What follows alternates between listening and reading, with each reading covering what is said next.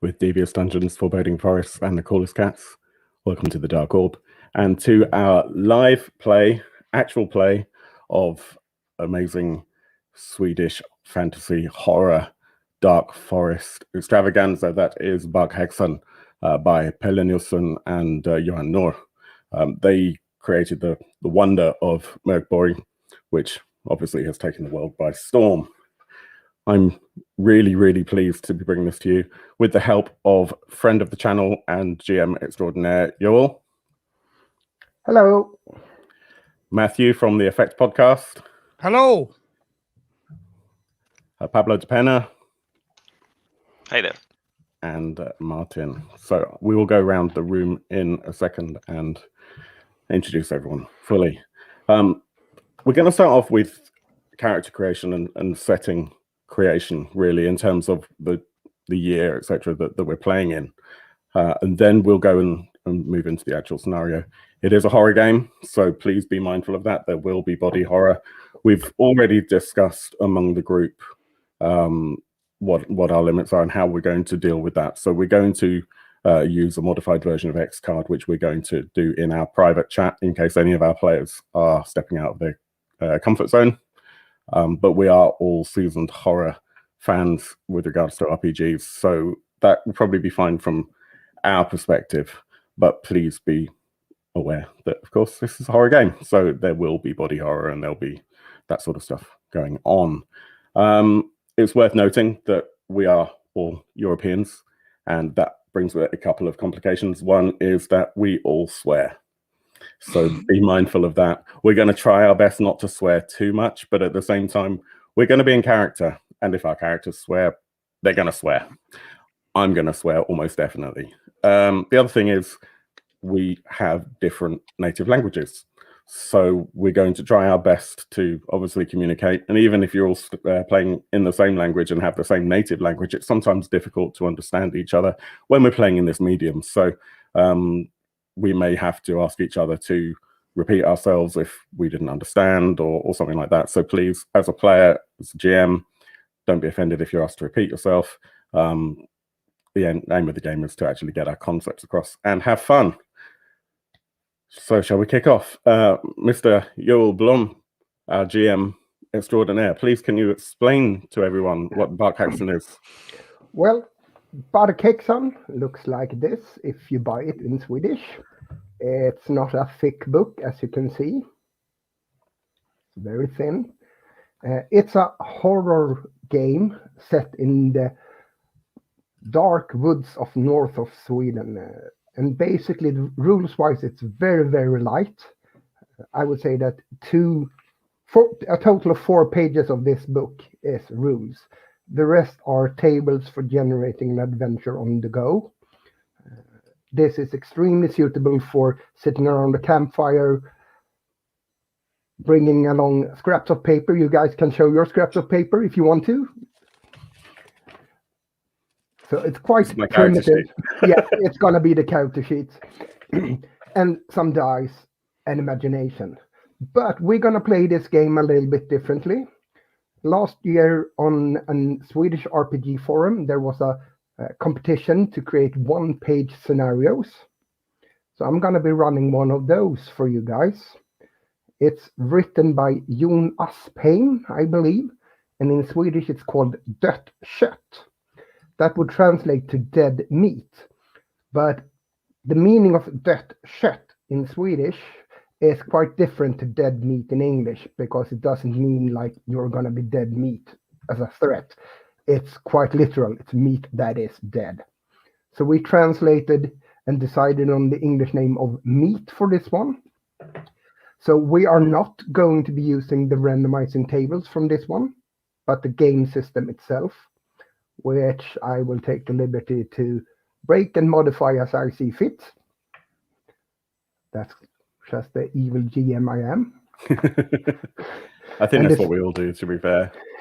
And the same with Jon Asphheim's excellent one-pager that actually, reading that one, got me to buy this.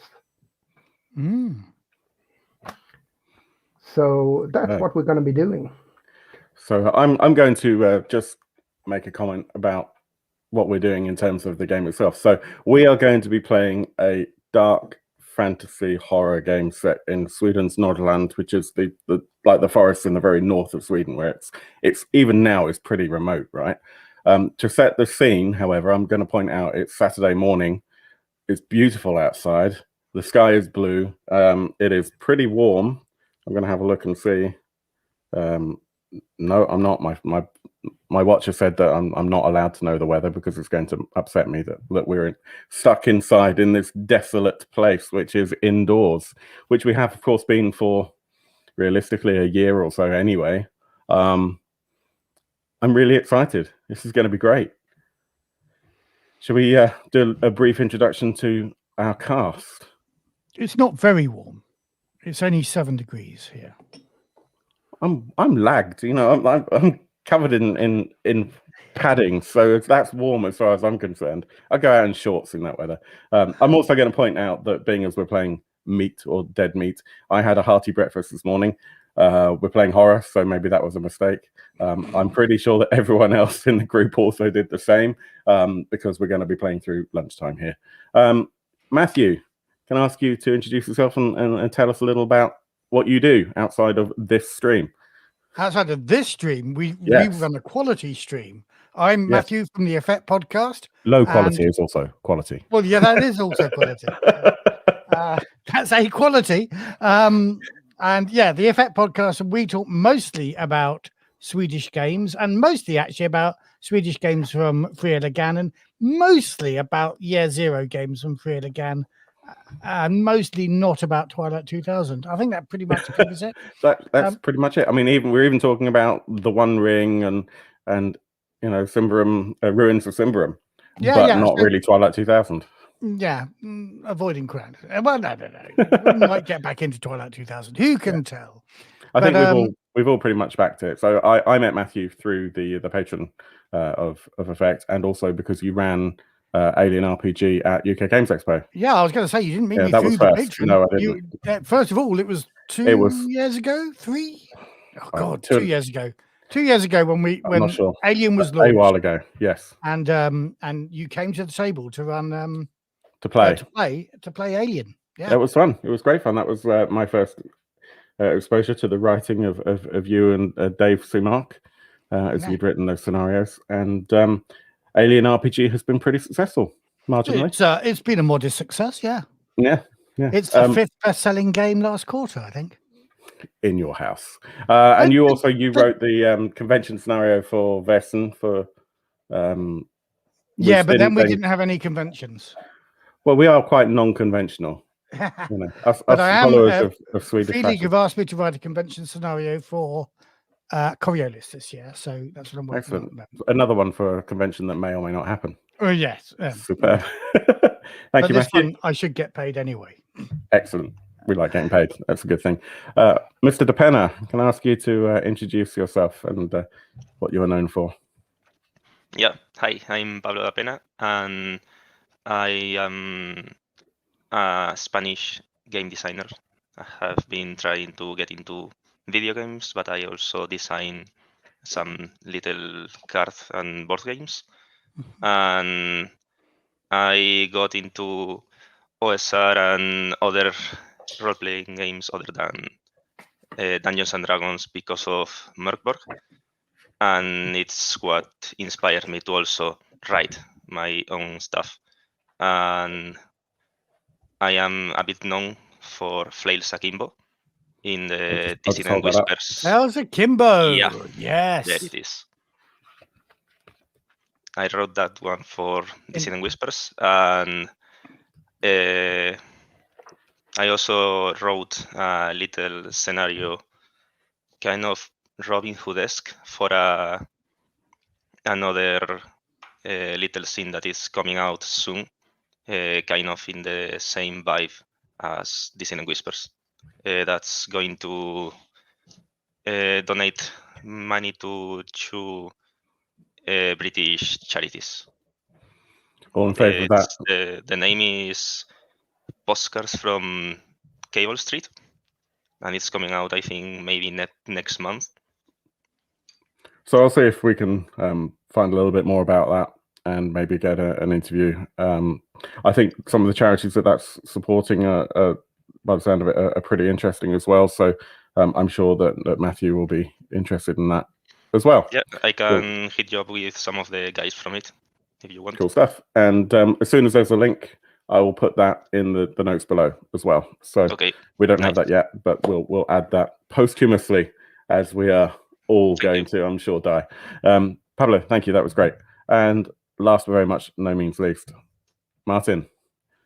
Hey, I'm Martin Allen. I'm a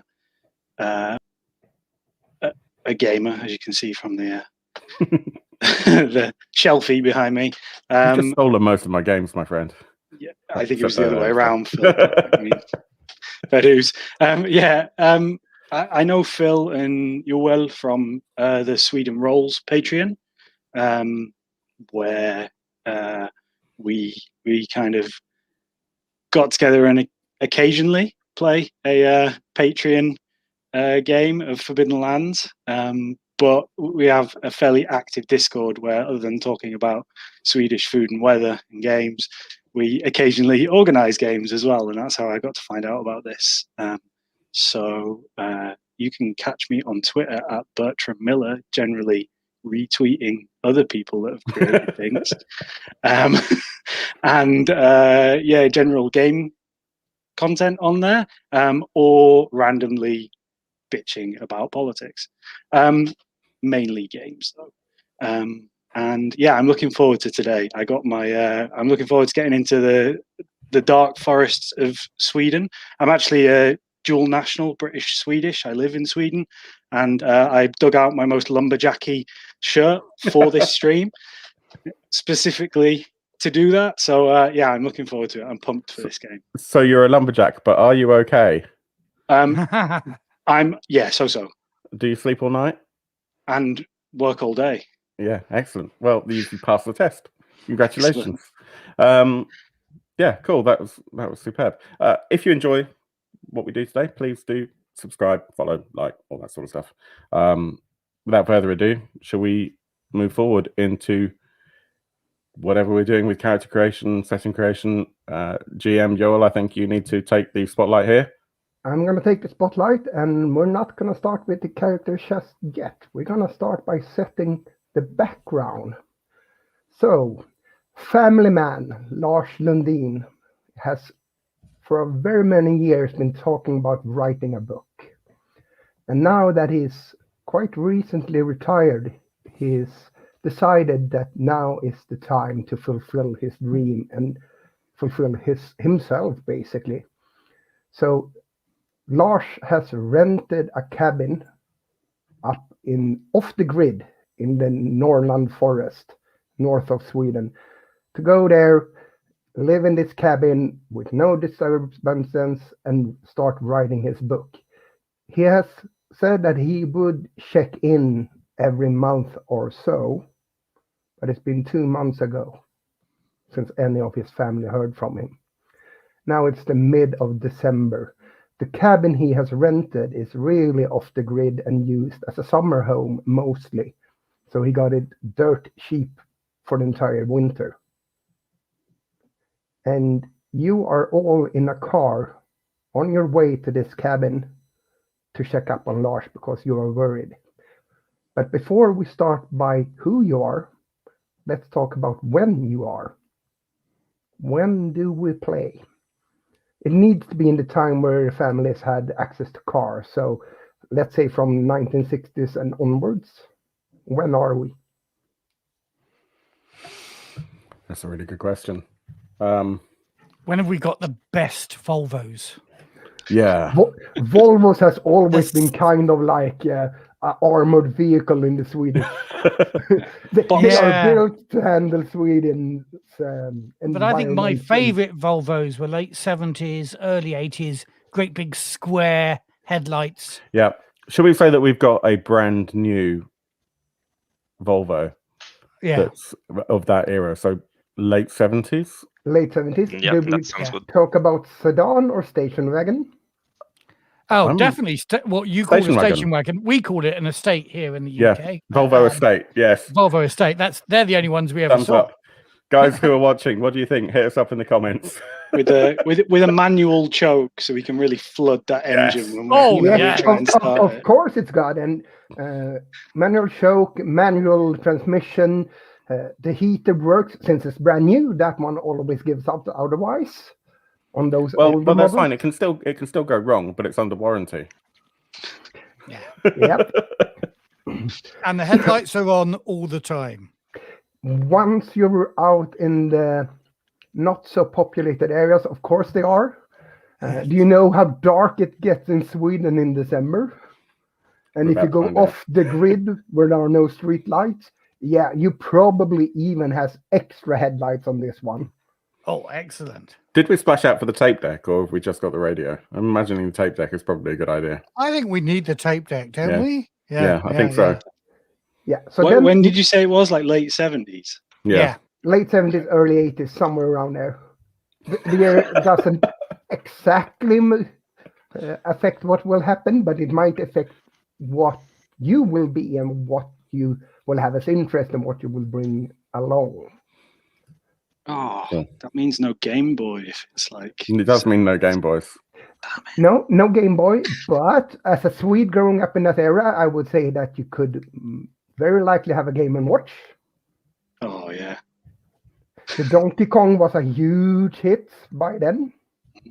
2 screens, really impressive. One of those watches where it had a little button on the front and you pressed it and it flicked open and showed you the screen underneath.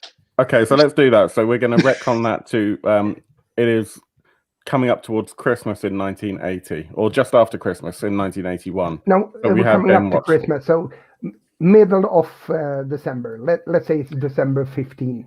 Doesn't really matter, but let's say it's that. Because Lars moved up to this cabin when the fall started, when the family didn't have that owned it, didn't have an interest in it for the summer anymore. So that's when he moved up. And he called in about a month later. Had to drive quite some time to get to somewhere where he can use a payphone. But then it's been radio silence ever since. So you guys are riding in this car. Who are you? There are some suggestions in the scenario sheet. I can read them to you, but they are not mandatory to be used as long as you can motivate who and why you are in this car. The ones that are suggested are like Annika, which is Lars' wife's 54-year-old dentist. John, kid of Lars and Annika, 22 years old, unemployed. Maria, that's Annika's kid from her earlier marriage, 30 years old, salesperson. Peter, Annika's dad, 82 years old, retired police officer. And Josephine, Lars' sister, 51 years old, children's book author. And really, it doesn't matter why and who you are for the scenario itself. It just needs to make sense why you're in this car. Why we're going to Shep. Yeah. So, like Martin said, for the Game Boy, it might be a 12-year-old dragged along against his will. Doesn't matter. Well, we haven't got anybody to look after him, so we had to bring him with us. Yeah. Yeah. Out of those characters you mentioned, though, I am drawn to either Peter or Josephine, because the idea of being a children's book author and illustrator reaches out to my Swedish-speaking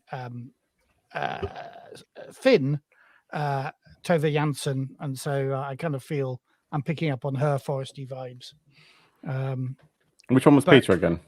And Peter is the 82-year-old ex-cop. Yeah. And as I said, you don't need to use these ones. You can create whatever Doesn't matter. you They're want. great. Doesn't matter. Great characters. Either one of those. I could be an 82-year-old. Yes, in fact, I am Tove Jansson's grandmother. But I'm going to call myself Tove. And I am going to be an 82-year-old woman who is, I think, kind of familiar with these woods. And I'm cantankerous and something. Did you give all your stories to your granddaughter, and that's how she came up with her? I'm gonna be mean to you, Matthew. Yes. You are not acquainted with these woods. What you are acquainted with is Lars, and he's not acquainted to these woods either. Right. Okay, then I can work with that. Yeah. But you're acquainted generally with woods. But You're I comfortable in the woods. Yeah. And this is going to be dreadful, because I know no Swedish folk stories, but I have told Swedish traditional folk stories to my daughter, who indeed has written them up in a series of children's novels. So what's your connection to Lars? Why are you in this car then? Lars, how old is Lars now? He's 20 years younger than me. Yeah, probably something around that. He just retired. Normal retire age in Sweden is 65. He might be a couple years younger, maybe. He may well then be my son-in-law. Sure. Yes, so my daughter may have married him. Your daughter married him. So yes, you are basically the police example, but as an author and as a female instead. Yes. Yes.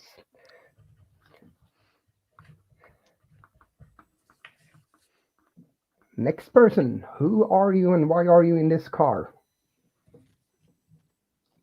I'll go next. Sure. Oh, okay. Lars had children young, right? So he has quite an old.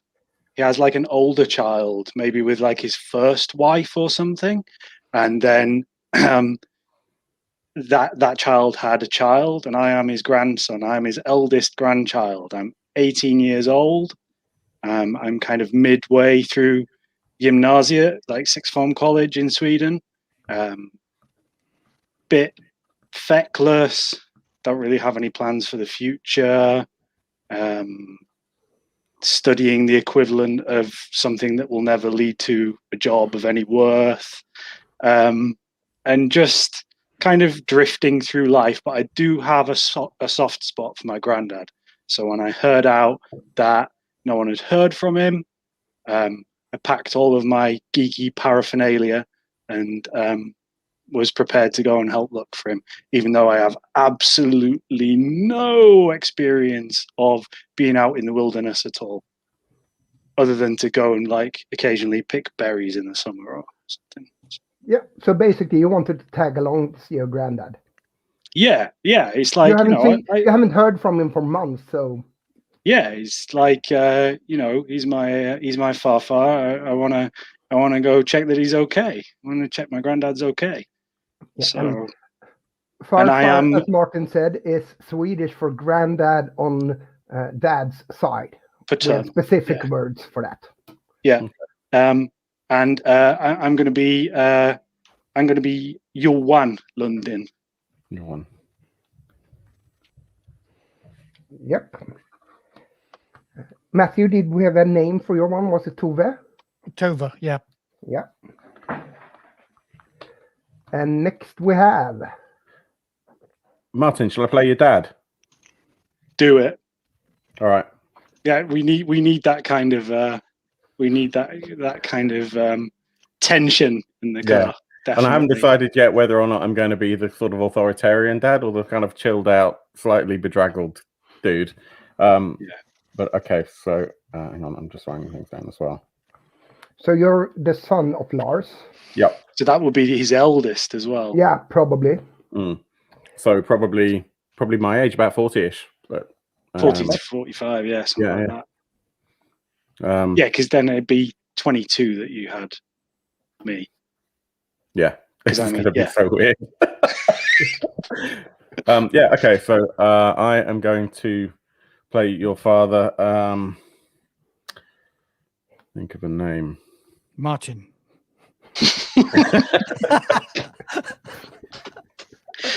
Do it. That isn't going to be confusing at all. I'm too worried it's going to break the tension. How about Olaf?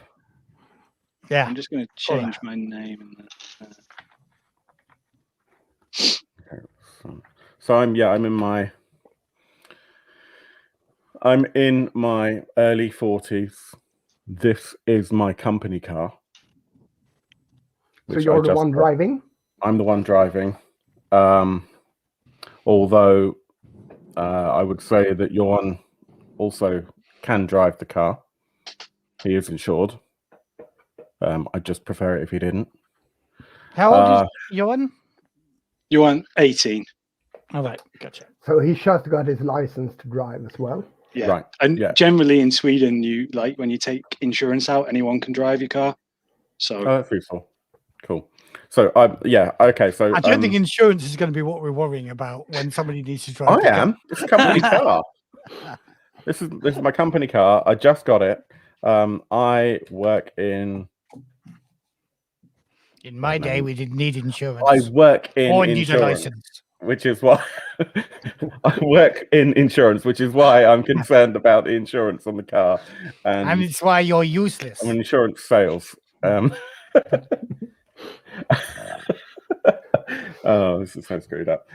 Yeah, cool. Yeah, and it's good that it's screwed up now because it will screwed up in a different way later on. So let's move on to Pablo. Hi, I am Niels, and I am Lars' nephew. I guess I am Phil's cousin. I'm the Last nephew. So it'd be You know that would Lars' nephew. Yeah, that would be your cousin, right? Yep. Lars' nephew would be a child of a brother Lars. or sister of Lars. Of Lars. Yeah. So, yeah, so cousin. Yeah. So how old are you? I guess I'm also Tove's grandchild. Could be. Maybe I am from another side of the family. Yeah, could be. Yep. Yeah, I am around 33 years old. So older than Johan, but younger than Olaf. So maybe you were visiting. You were visiting us when we decided to get in the car for Christmas. Yeah. I think I work in a public library.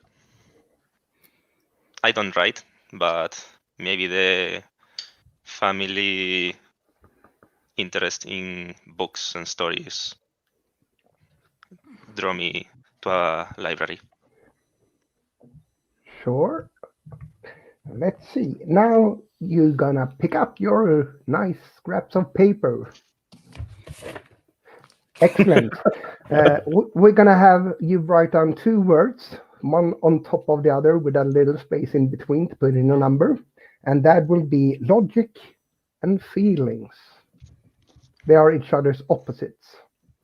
So a little space in between. Mm-hmm. And then do the same thing with strength and agility.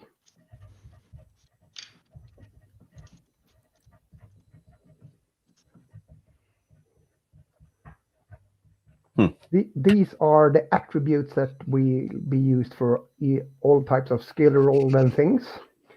And I need you to put a number between 3 and 7 in each pair. Meaning that, for instance, logic, if you want to succeed with something using logic, you need to roll higher than that number with a d10. Likewise, if you want to succeed with something using feelings, you need to roll under that number. Do those numbers have to be related? So between 3 and 10, you say? 3 and 7. 3 and 7. But we can just pick any number? Any number you create it yourself. Are your character more logical or more feelings oriented? And the same with strength and agility. That's another pair that you put a number on. So one number between each of these. Yes. And I roll over it to succeed at logic and under it to succeed at feelings. Yes. Under it for logic. Well, under it for logic. Over. Okay. You put logic on top. You have a space, and then you put feeling, and you put a number in between them. Yeah, that becomes your pair. Yeah, and he has done it. Yeah, and that is very detailed. You could just have one number, but that is basically what it is. So okay, so you're doing it over for logic, and And under for feelings. So if And you what- have if you have Right. feelings 3, if you put a 3 in this pair, in the pair between logic and feeling, if you put a number 3 in that attribute, you will be a very logical character, not that connected to your feelings. Yeah, Because you sorry, have a I lot just hard- got confused because I had the PDF up and it's the opposite in the PDF. So Yeah, I thought it was the opposite too, from the image because we had. logic is roll under and Yeah. feelings is roll over. So Then and perhaps I they guess have a small misprint between the character sheet and the description in the book. Okay. But I guess it doesn't matter ultimately No, because this is all no, related to it's just- D10, isn't it? But that would it's just that as would long as explain it's the it. same for logic and strength and the same for feelings Yeah, because they're next yeah, to each other, so sorry, it's easier to read. You have them in the same order I said. Logic, you roll under, sorry. Okay. Right. And So, feeling, you roll over. Guess like this. Yeah. To copy it. Yeah. And you But you put pick a one of number, those numbers. one number. Yeah, One I number, know. not all. I know. Yeah. Yeah. So a higher number will give you a higher sense of logic. Hmm.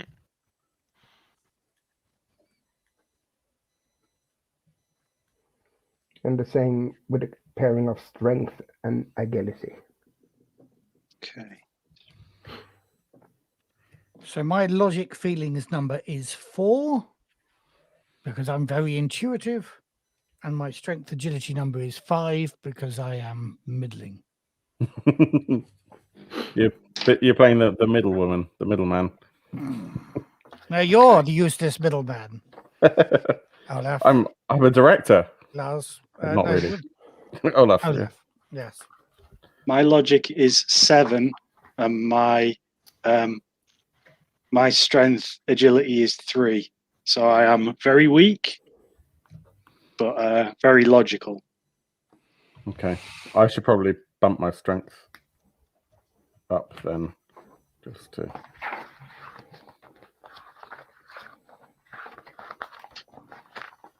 So I'll pick strength, agility 7, logic, feeling. I think it's quite logical. So I'll do 7 in both. Yeah, and remember that you should roll over your number to succeed for the top parameter, right? Did I Under. No, under. Yeah, Under your number. Under your Yeah. number. Yeah, I wrote it wrong in my paper here. Sure. Yeah, so mine's because he's quite successful, hence he's got the brand new All Singing All Dancing company car. He's quite logical, which is quite useful for some sort of sales director or what, I don't know, whatever he is. Insurance are very logical. Yeah. Which I am not.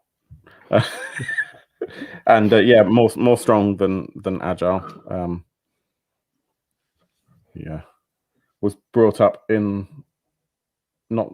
probably brought up in the countryside and does quite like the countryside, but obviously doesn't know this area at all. Was quite active. No, and the thing is, when it comes to the deep forest, you don't know the area unless you've been especially around that deep forest and that cottage and that building. If you were to have a summer home in the middle of nowhere and you were to walk 10 minutes extra in a direction you have never been, you wouldn't know You'd that be lost. area. You would be lost unless you could find your way back. So I need Pablo's numbers then. Yep. Logic and feeling. I have a logic and feeling of 4. Yes. Maybe a bit of a easily scared guy. And a strength and agility of 6. So Excellent. can carry books all day, but quite clumsy. Good. That's good enough. Let's end this with the only other number you should be able to add to your character sheet. If each of you roll a d6 and add 8 to that roll. D6. Perfect. 3. And add 8 to that. I got a 1, so 5 I got 3 as well. plus 8, 13. So let's start. Matthew had 13, and this is your durability. I'm a wiry old woman. Yeah. Phil, what did you get? 11. Oh, sorry, I should say the name of the characters, perhaps. Oh, never mind. Martin? 7? I got a 1, so 9 for 9. me. Yeah. Nice. He's a skinny little thing. Yep. And Pablo? An 11 also. So, your characters are almost created. I have one thing more I would like to know from each of you. You are, of course, bringing stuff that you considered as a group to be needed for this excursion. But I would like to know what you're bringing as a personal item. What would you bring along for this trip? It's meant to just go there, spend one night because you don't expect to be able to make it back in the same day, and then go back to civilization with Lars or with knowledge of that everything is fine. So what's your personal item? I've got an idea for mine. It's a very small, not like good enough to be used as a weapon or anything, but a very small pocket knife with LL on it. It's my granddad's pocket knife, and whenever we see each other, we exchange it. And the last time we saw each other, he gave it to me. So I'm bringing it back so that when I see him, I can give it to him. So it's like small, very nicely made, but a bit weather worn now, with kind of wooden curved flips out, and it's got kind of like red paint that's starting to flake off a little bit. But it's something that Yuan really kind of treasures. Excellent.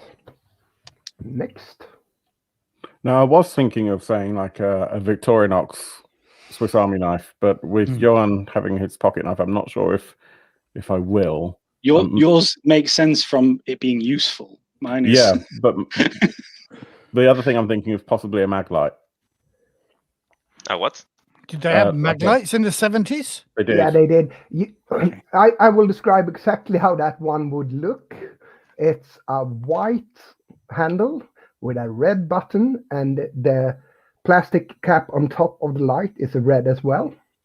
That is an old Swedish variation. Yeah.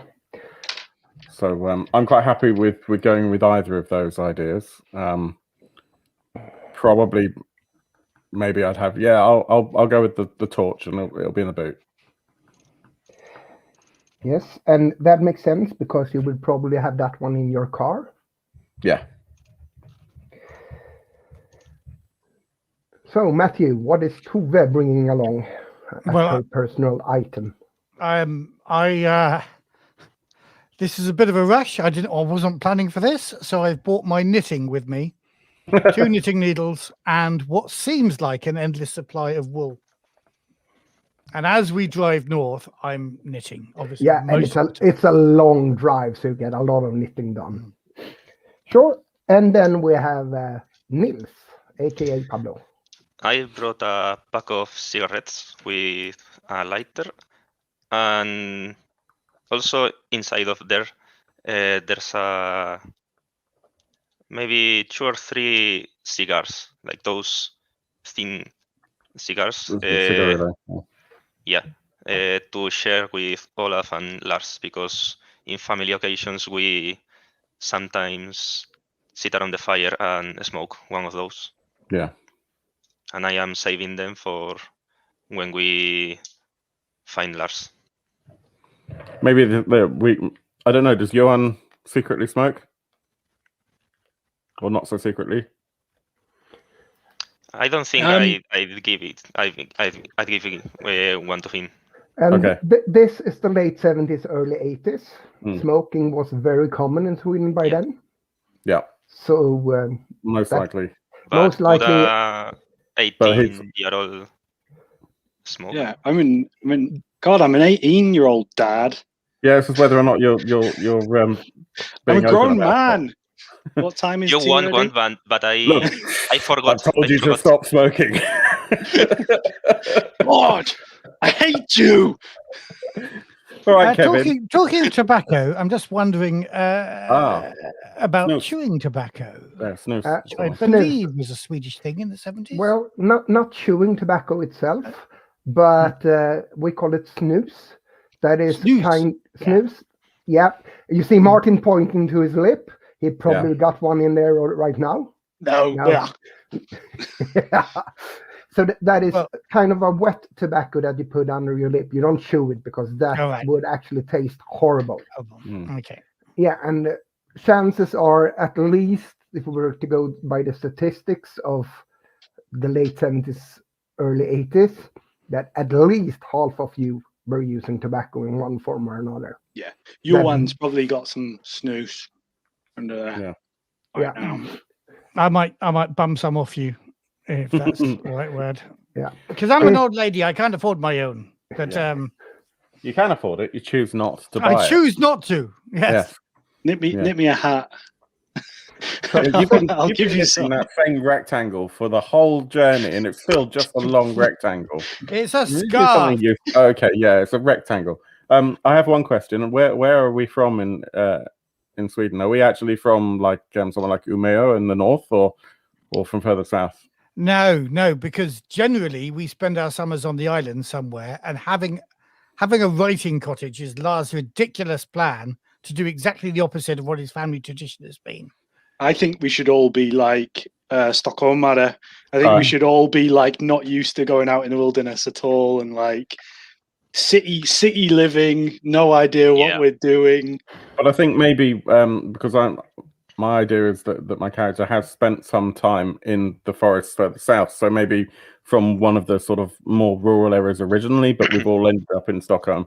Tuve's I don't know. Yeah, I think maybe the grandma has the more experience, but you and me, no, we are more city kids. Maybe we came from the like kids are we moved here for my job. City kids, and the adults has probably spent more time in the forest and camping. Yeah, I'm thinking maybe we moved to Stockholm or one of the surrounding areas for my job. Maybe there we go. Yeah, your useless job. My useless job that's paying for your stupid rectangle. Yes. So now we have done all the mechanical, I wouldn't say boring stuff, but the mechanical parts are done. The car has left, for several hours ago, it's left the more traffic roads, and you have spent the last 3 or 4 hours driving on smaller and smaller roads. Let's make it the last 3 hours on basically snow-covered dirt roads. Did anyone check on the weather conditions before embarking on this? No. I think I probably would have done, but I probably would have disregarded them regardless. Yeah, but the weather condition... Maybe I did, but just to check what to bring as maybe a coat or a jacket, but... Yeah, the weather conditions said like 7 to 10 degrees Celsius below zero. Fair weather, sunny, not that cloudy. But the farther you have gone in on these smaller roads, the worse the weather has become. You are basically in a blizzard, and it's not 7 degrees below outside. It's much, much colder. And since your car is this old, it doesn't have a thermometer for the outside. So you don't really know how cold it is. But you can tell that there is no way in hell that it's only 7 degrees below. And the conditions are getting worse and worse. How's the mood in the car? What the hell was he thinking going up this time of year?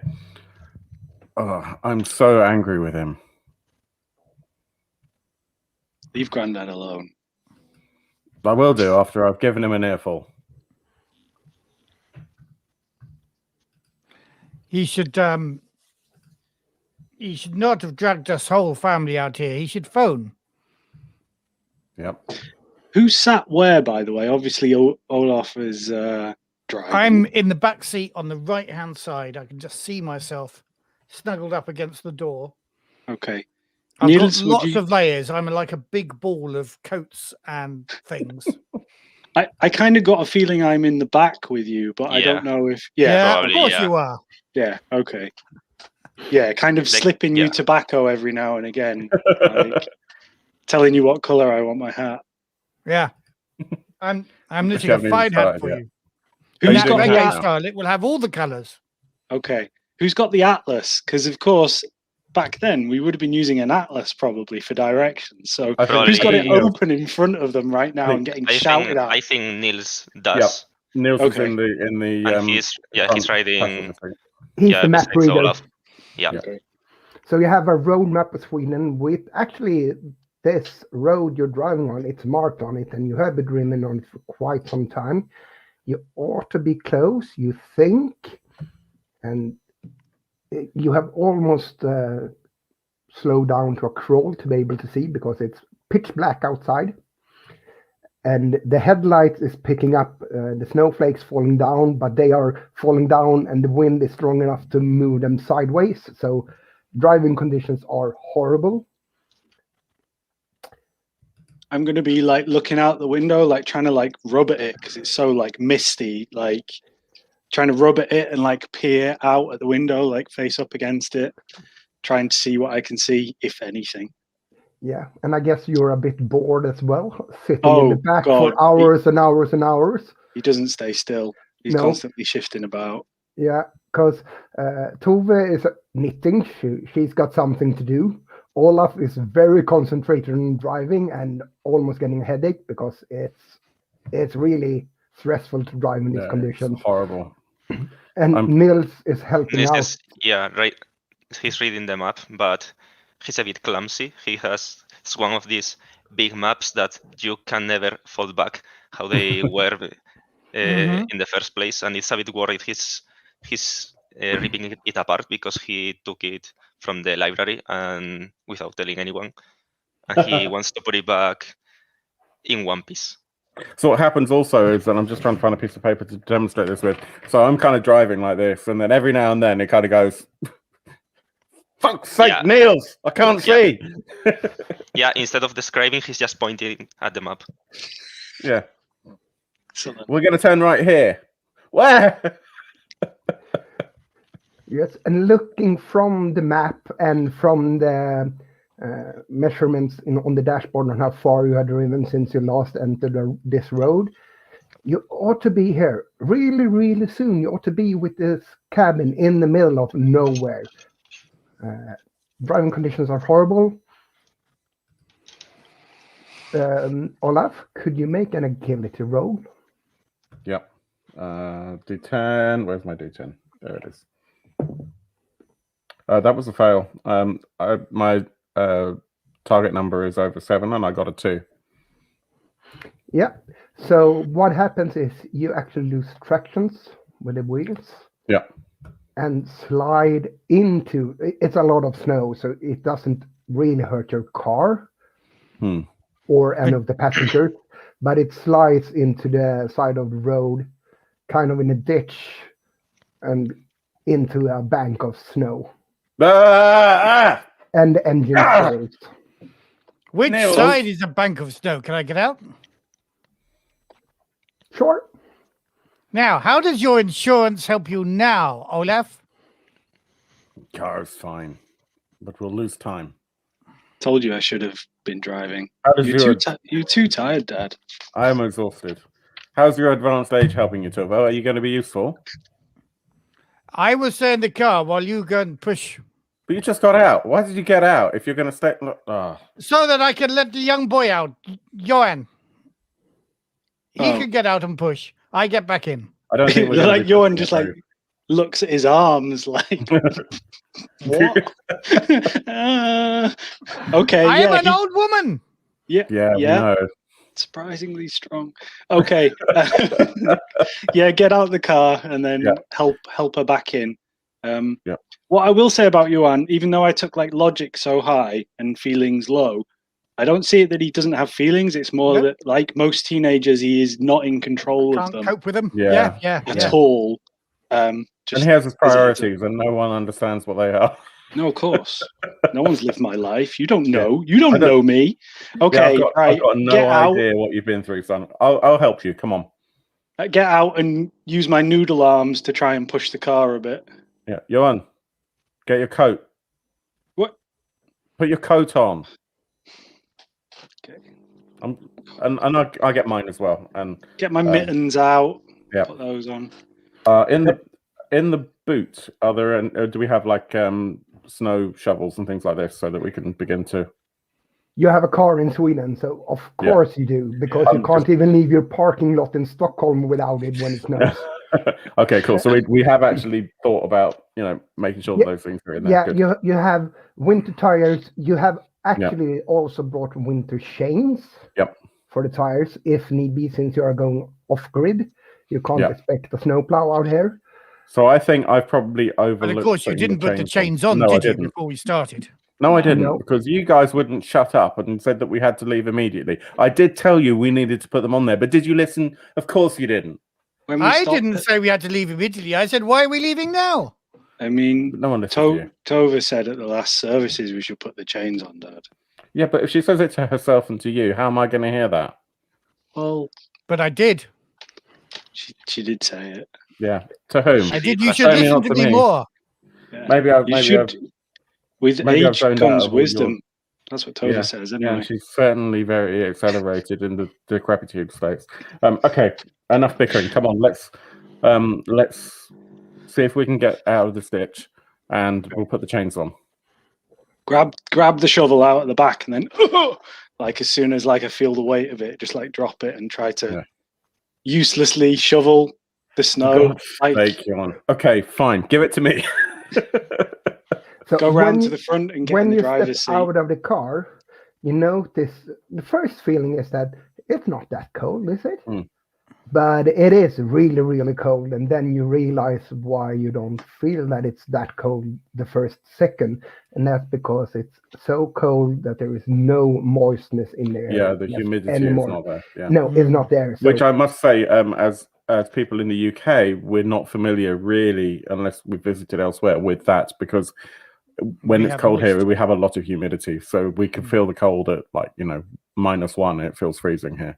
Well, it's freezing, so I'll shut up.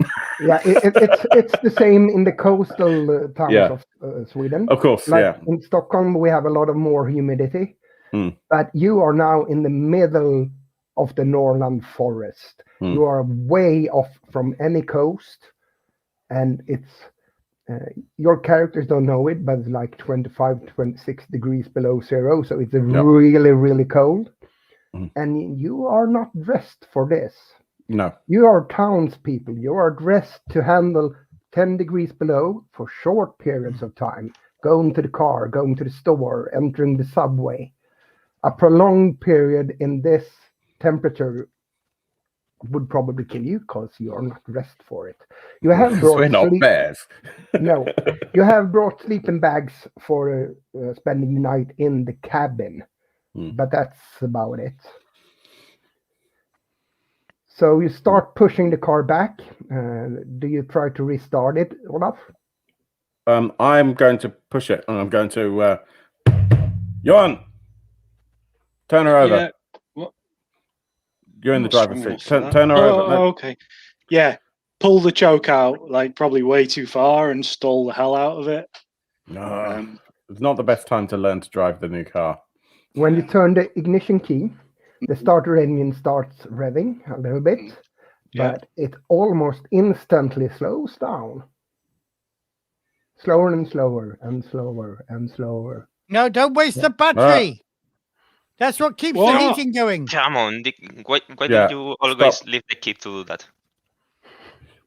Well, Niels, you're stressing me out. Just he puts his foot down on the accelerator and really tries to get the car going. Then he completely loses. Turn off the lights.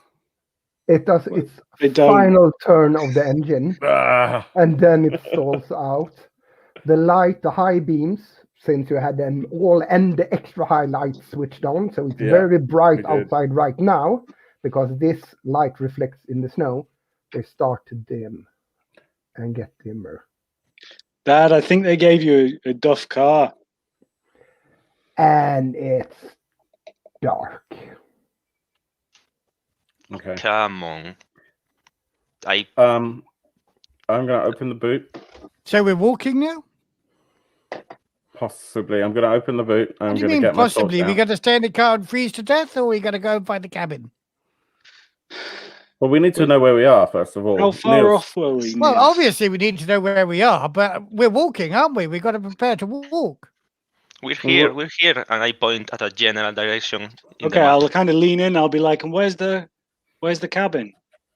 Like, if we're here, how much further does it look from where he's pointing?" You should be very close. Yeah, a little up the road. Okay. Yeah, you probably already thought you would be there by now, to be honest. Okay, so I'm going to open the boot, the trunk of the car, and get my flashlight and whatever else is in there that might be useful, like the sleeping bags.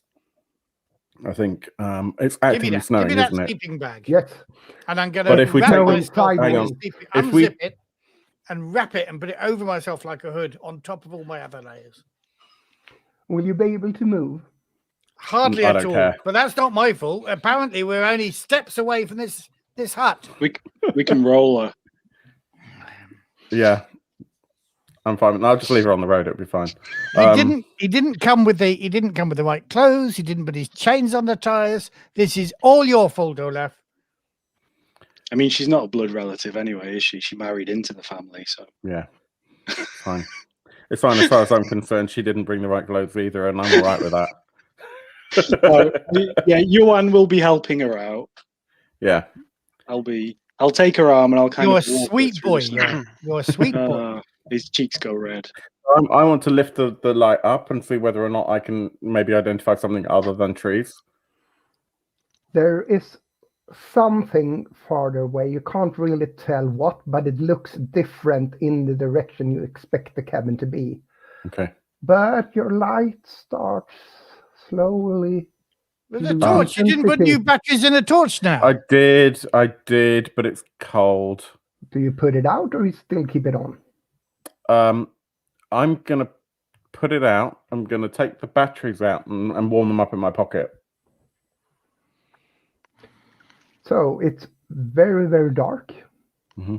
There is some light coming through the clouds in between the starlights. Yeah, from the moon and starlights sometimes, because it's cloudy, otherwise it wouldn't be snowing. I'm gonna light the lighter to give a little bit of light. And the small flicker of light from the lighter reflects in all the white snow around you. So you actually can see where you are putting your foot and where you're going, but you can't see the destination. Yeah. So I think we need to go this way. Niels, do you agree? Yep. Up there. Should be a couple of minutes and we should be there. Okay, so you're always more sensible than Olaf is, Niels. Which way? You guide me. We'll get warm soon with your careful map reading. Just hold on to me, Tova. I'm right behind them. I take the map. I turn it a bit confused, but we push on through the road. Yeah, you push on. The first 2 minutes feels kind of good to be out of the car, but then the coldness starts seeping through your clothes and it starts to get cold. But walking for another couple of 5-7 minutes, you actually come up to a small road leading up to what would possibly be the cabin. And when you get up to that point, you see a quite small cabin with an entrance and a woodshed. And that is not a shed made of wood, it's a shed for storing wood for burning in a fireplace or something like that. Yep. What's it made of? It will be made out of wood in this instance. It's a wood shed, right? It's Yeah, a it's a wooden wood shed. Yes. And Is it an Edward Woodward shed? Yes, that too.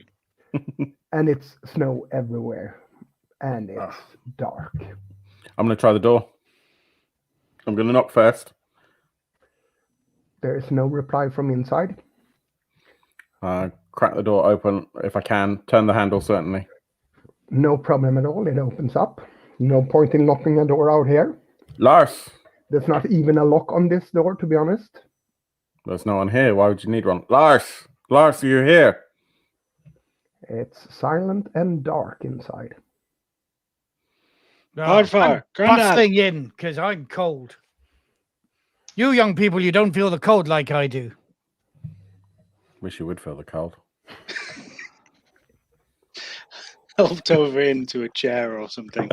I have withstood colder winters than you ever experienced, Olaf. You know nothing. Okay. I'm Snow. gonna get her over to a chair, and Yeah. then I'm gonna turn round to Olaf and Nils and say, I'm gonna get some wood. Just gonna light a fire second, under her Johan, chair, yeah? because Okay. it's dark. Who brought any kind of light with them inside? Well, we've got a lighter, haven't we? Nils has Got the his. lighter. Yeah. And I'm going to try the battery in the torch again.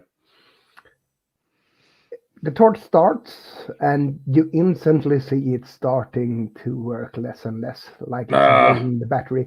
But by the flickering light of the lighter, you see what's inside the cottage to start with.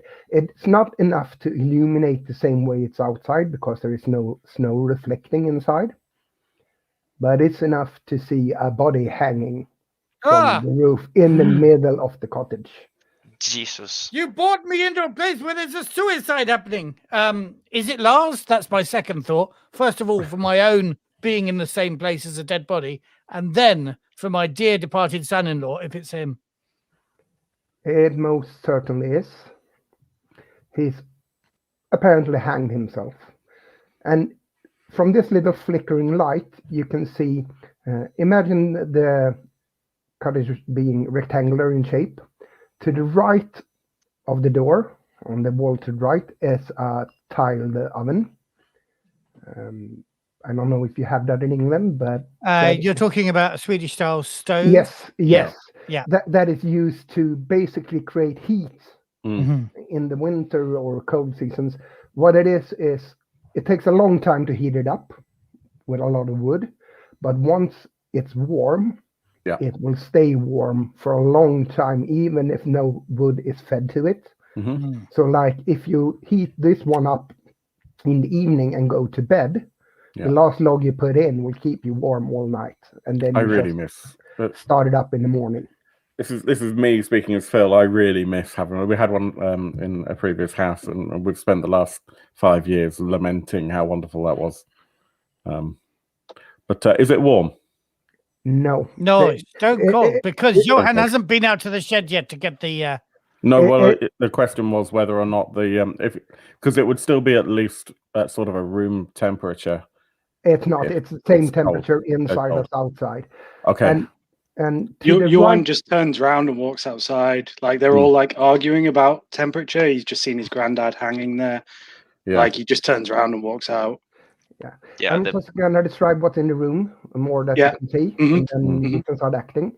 And on the far wall to the right, all referring to the entry point you came into, is a small pantry that you can see for cooking and stuff. And to the left is a bed, and there's a desk with a typewriter. And to the back of the house is another door leading out on the other side. That's what you can see in the flickering light. Now, Johan was going out. The blood in Neil's face completely drops and and he's completely white and shocked. Yeah. Nearly passing out, starting to get a bit dizzy.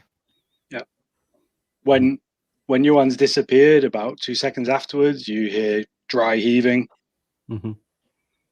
from outside, quite clear. I can see Neil's sort of wobbling. He's holding the lighter still, isn't he? I guess. So I grab the lighter out of his hand, and I say, "I'm sure he didn't eat the last of the food before he hanged himself."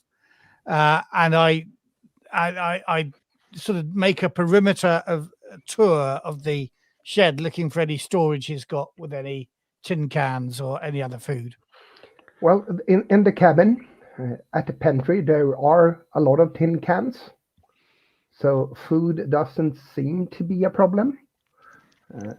Next to the tiled oven is some wood logs, not many, but some. And the typewriter has got one single paper in it. Oh. And nothing on the desk at all. I note the paper. I'm not looking at the text though, because I say, right, we've got some food now.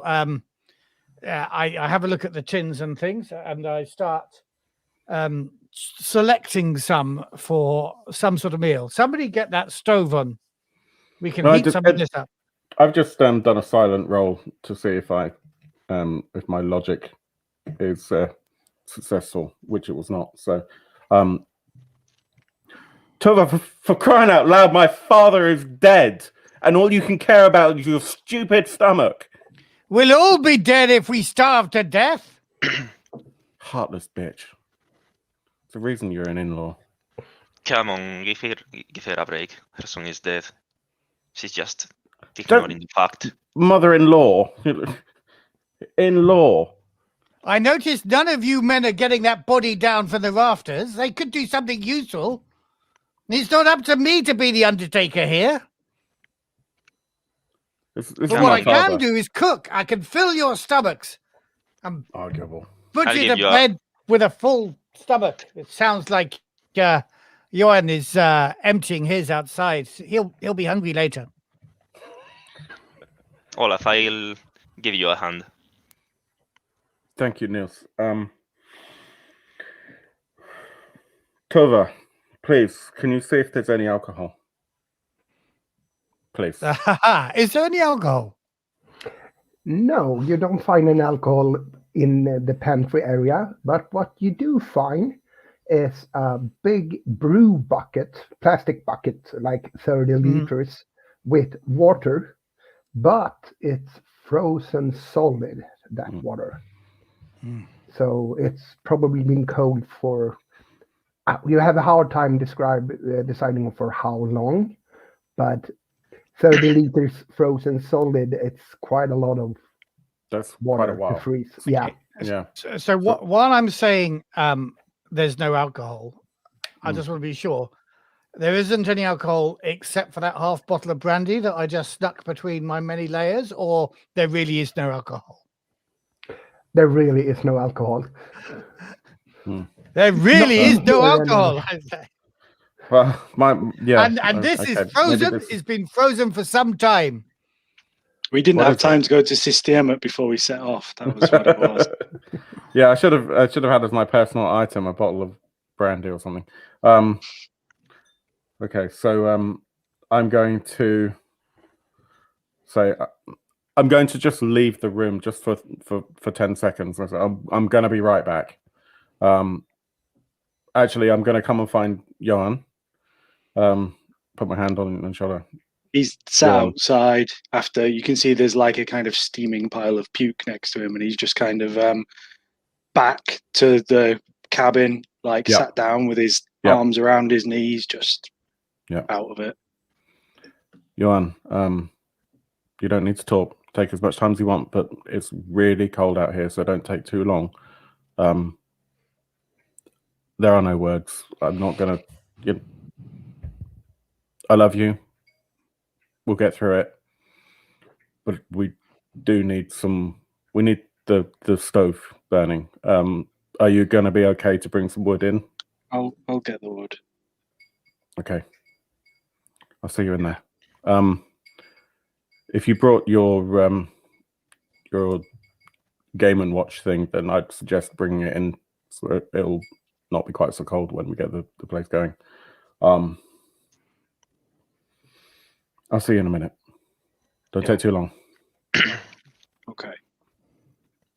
And I come back in. As I come back in, you can see that I've got frozen lines down my face. Okay, Niels, please. Let's do it. Yeah, okay. How does it smell? I presume it doesn't smell of anything. Once you It's actually, frozen. Yeah, exactly. No, here's the interesting thing. Once your nose is accustomed to the cold, you can start to smell things again. It actually smells quite rotten in the cabin. And the body is not frozen. It's not stiff. It's kind of rotten. Oh. Uh-oh. My stomach completely turns. Yeah. Yeah. I think what will happen then, certainly for me, at the moment, I've psyched myself up to take the weight of this frozen cadaver, and as I try to lift it up and the knees bend, I'm gonna make a run for the door again, because when you get that close, and obviously it's all gonna fill your nostrils as well, the smell, and I'm gonna run out. I'm gonna do, if you don't mind, Joel, I want to do an agility roll to see whether or not I slip. Sure, go ahead. I slip outside. It was a 3. My target was 7. Land on my ass, basically next to where Johan was, and proceed to basically be sick, almost exactly where Johan had been sick. Yeah, you don't hurt yourself because the snow is very soft and powdery when it's this cold, and it hasn't been warmed earlier. So the fall itself doesn't hurt you at all.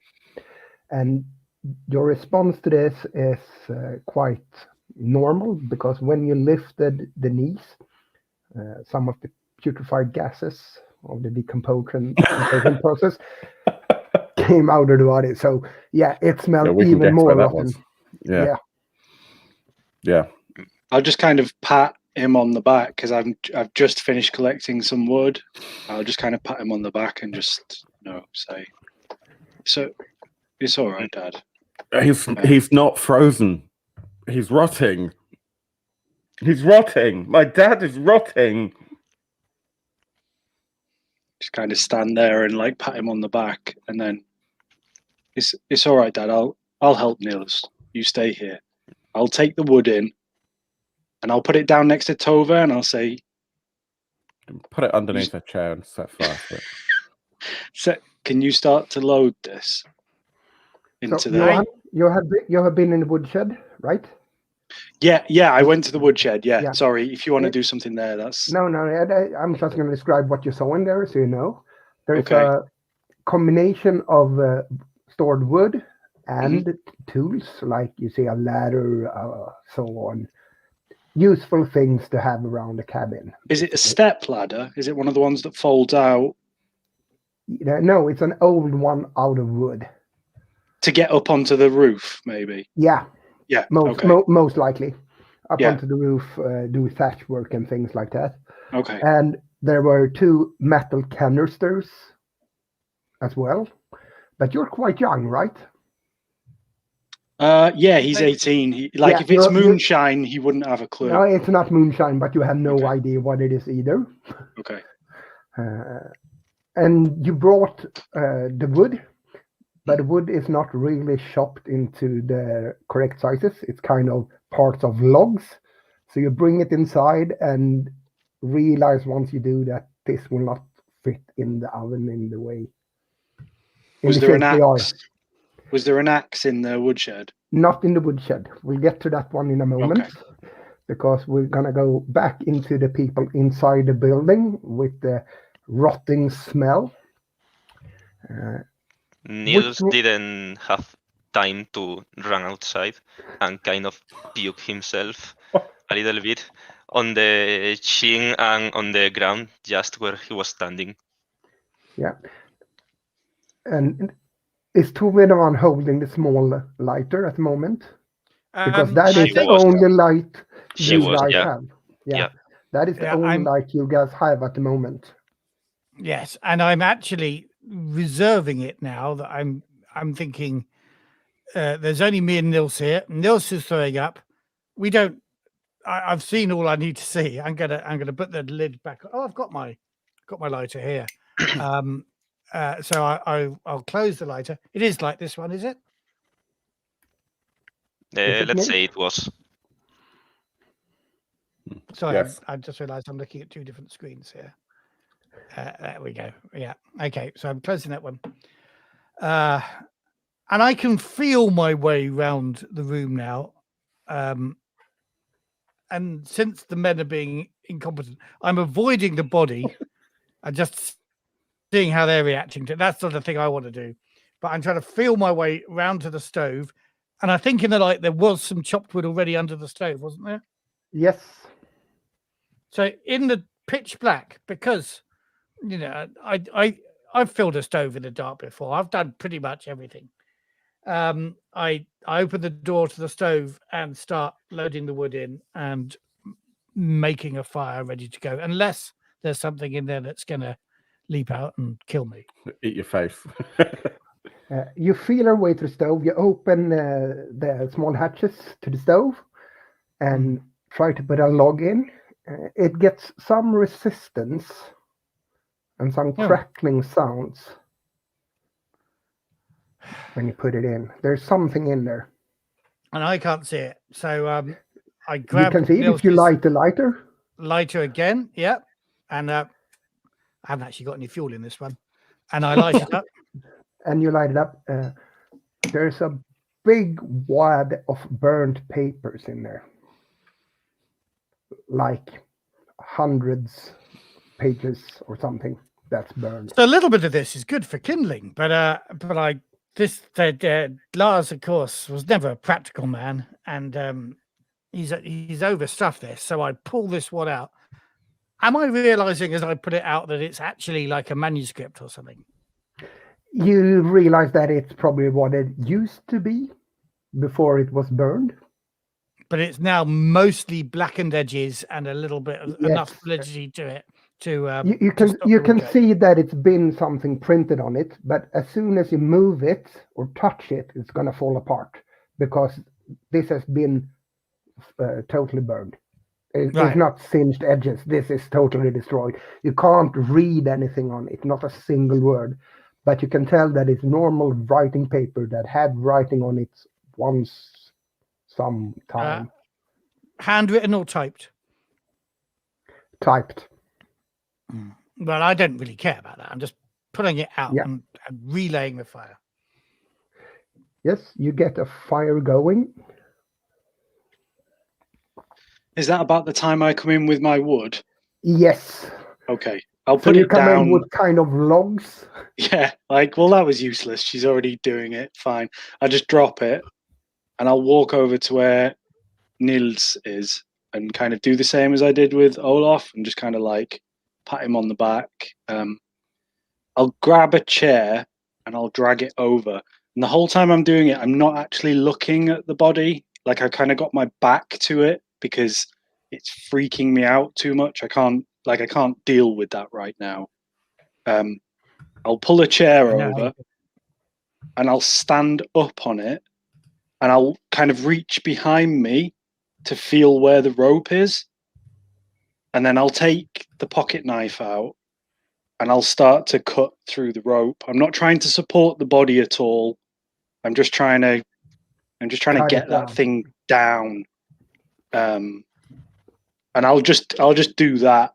And however long it takes, I'll do it. And if anybody tries to stop me, I'll tell them that no, I want to do this. So that's what I will do. Yeah, you cut the rope. The body falls down, hits the floor with a wet thud. Oh, Jesus Christ, So child! It sounds really nasty when it hits the floor, but it's down. I was ignoring the sound and hadn't realized he was cutting the rope and jumped back at the sound of the body hitting the floor. Yep. And if I hear that thud, I'm going to get up and come back in and see what the hell's going on. Yeah, and Olaf, you see some light start to flicker in the windows. And that is Tove getting the fire started with the hatches to the oven open. Having the hatches open will make the room brighter, but it will take longer time to heat the oven. Yeah, yeah. I'm going to be down off the chair, and I've got my hands around whatever clothes he was wearing, like up here, and I'm not looking at the body. So I'm kind of doing a lot of this blind, and I'm starting to drag it towards the door. Because I just want it out of Is there. it draggable, or do we need a snow shovel? It is draggable as long as you drag it in the clothes. Okay. Yeah. Do you drag it to the door you entered or to the door on the back of the building? I don't know this cabin, so I would go to the door that I know where it is. So like I haven't had a look around the cabin properly, so I would go to the same place that we entered from, unless I look up and I go, oh look, there's a door right there. Yeah, you do, because it's only one room with a door. It's one room, rectangle shaped. So you see the door. It's a no-brainer for you to see it. Okay, yeah. What, another door, a different door? Yeah, different okay, door. yeah. In that case, as long as it's not like a bedroom that I'm dragging him into, then it's definitely a door to the outside. Then then I will do that, because we've already used the other door, I guess. So if this one's nearer, take it to that one. Yeah, and this one is near because it's right next to the bed, basically. Okay. So you open the door and you're outside. It's taken him a long time because he's very weak as well. So it's like this is very slow and laborious work for him. Yeah, and it's also a squishy sound when you pull the body. Yeah. Once outside, you see what could possibly be described as a small pathway when you look at the shrubberies and things. Mm-hmm. And from the flickering light off the stove that emanates from the door, you see the outlines of a small building out back. And most likely an not outhouse. The woodshed. Okay, yeah. Yeah, because that was out front, the woodshed, wasn't it? The This woodshed is out was the out back, front. so This is out back. Okay. Easy access from the bed. Okay.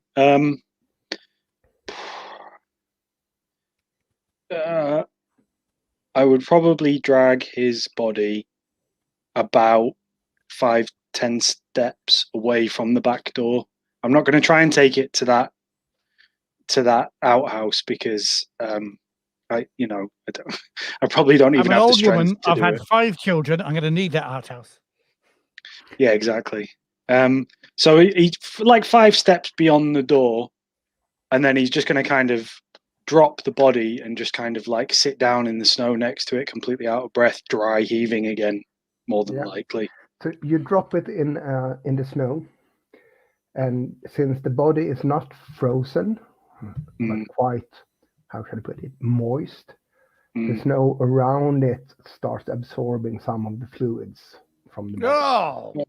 I mean, I'm not looking at it. So basically, the body is like there next to me, and I'm almost like on all fours, kind of like trying to get my breath, which is probably hard in this cold as well, like trying to take big, deep breaths of this cold air. And he's just like, like starts to feel around for his asthma medication. He's not having a good time of it, Johan. So I'll probably come in to into the room, and just at the point where I see the legs being dragged out through the other door, I'll look around. Johan gone out there? Yeah, he dropped him in the floor. Okay, so big sigh. I look at Tova, and I see that she is at the fire, and I say, differences aside, thank you, Tova. I hand Niels back his lighter, and I'll say, just matter of factly, that wood needs cutting. You're right, it does. You basically put all the cut wood into the oven to start it. It's not going to be enough to heat it. Yeah, it's like kindling almost. So I'll be right back. And it's quite obvious that I seem to spend, and I think this is what happens actually in the family home as well.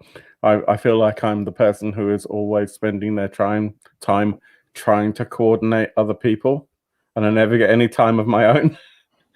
I always seem to be in a different room to the room that would be ideal. So I come out to Johan and Johan, move. You're going to get whatever that is on your trousers as the fluids seep into the snow and begin to creep towards your to your knees, probably if you're kind of kneeling on the. You're muted. He just Welcome rolls. to Zoom. Online play, it's the best. Yeah, he just rolls to his side and lies on his back, and he's just like kind of spread eagled. He still won't. Yeah, Snow Angel. He still won't look at the body. He's he's got his head turned away from it. And you see, like, he pulls out his little asthma thing, and he takes a few from it. And then he's like, I don't want to stay here, Dad. Me either. We might have to. It's getting colder. She clearly has got the fire lit, but we're going to have to cut that wood. Did you find an axe in the shed? I didn't see one, but I didn't look for it either, really. Yeah, of course not. Of course not. We're going to have to find an axe or a saw. And we're going to have to do it quickly before the kindling goes out, because if that fire goes out, son, we're going to be fucked. Well, no need for language like that, you hear from inside the house. And I'm going to cut to the inside of the building now, because we have a father and son outside. On the inside, the fire is going, and since the door is open, because that's the reason you heard the swearing, there is actually quite a draft through the small cabin. So the smell inside is greatly improved, which makes Nils more composed, I would say, right? Unfortunately, it's going to smell of old lady. Yeah, probably. Tove is occupied with kindling the fire, and Nils notices that there is actually a kerosene lamp standing by the bed on the nightstand. Okay. You're old enough to know what it is anyway, so yeah. He's going to take it and try to light it with the lighter.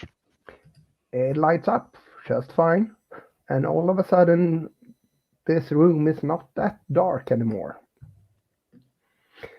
When it was just fire and the small hatches of the oven, it was flickering lights. But this one gives a steady light, enough to light up the room. And that really brings into contrast the gaping dark holes where the doors are. So yeah. I go and I close the front door. And standing by the back door, I say, come in or we'll all freeze. Wait a moment, this is a bit inhumane. And I pick one of the bedrolls and take it outside, also with the lamp. And as I'm going to cover the body, I open the sack, and as I'm going to cover the body with it, I think this is the first time I actually look at the face with that's now lit inside of me. Yeah. Like, so you're bringing the the kerosene lamp with you outside, yeah. And then you guys outside see without a doubt that it is an outhouse further away. It's very characteristic in the way it looks, so you know that that's what it is. You cover the body, and then you go back inside, guys, or where do you go? Yeah. How's his face now that I'm looking at it It's in the light? rotting. It's rotting.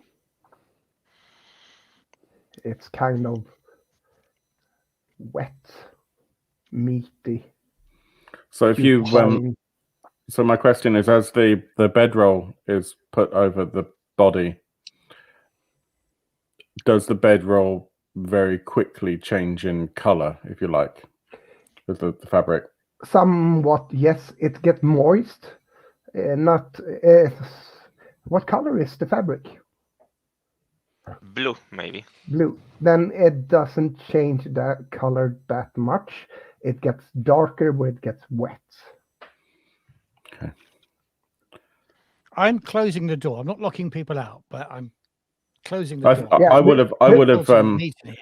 Yeah, there but are when there you are said no that, locks, so you can close the door, but it's not gonna be locked if someone tries to open it. I can imagine then that Tove actually does that just as Johan and I approach the door, having been kind of coerced in. Yeah, Dad, you go in.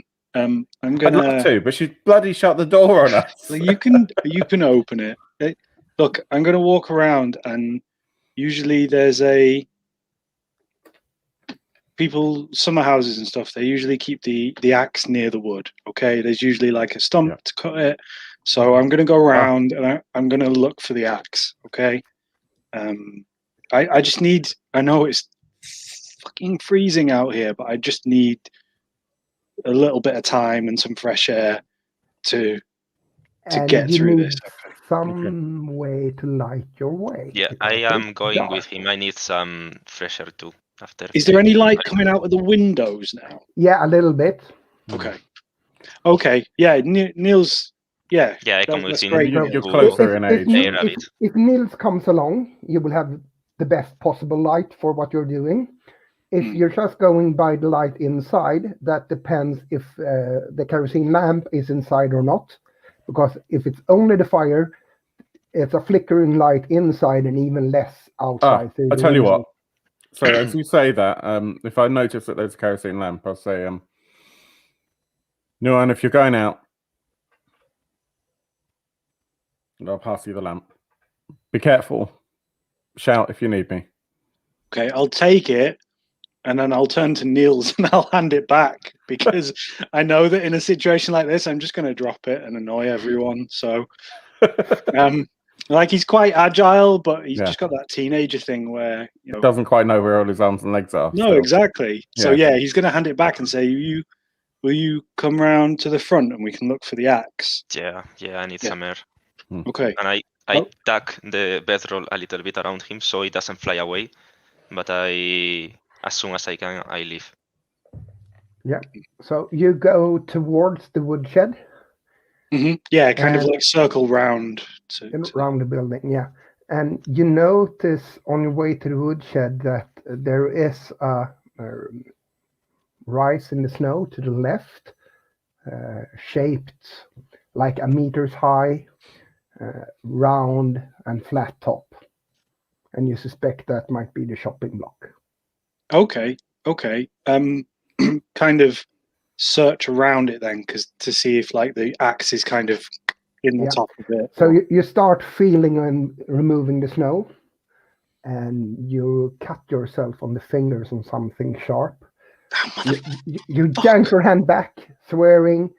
Small driplets of blood are spraying from your finger. It's not a deep cut, just small driplets that actually freeze the small red rubies before they hit the snow and disappear. Bastard. Okay. But that's the axe. I found the axe. My finger found the axe. Yeah, kind of like go down and like try and pull the axe out, but like fail miserably due to my weakness, and then just step back and gesture to it for Niels, because I can't pull it out. Okay, What? It's sharp. Watch out. Okay, I'll carefully try finding the handle. Yeah, it's no problem once Johan has found the head.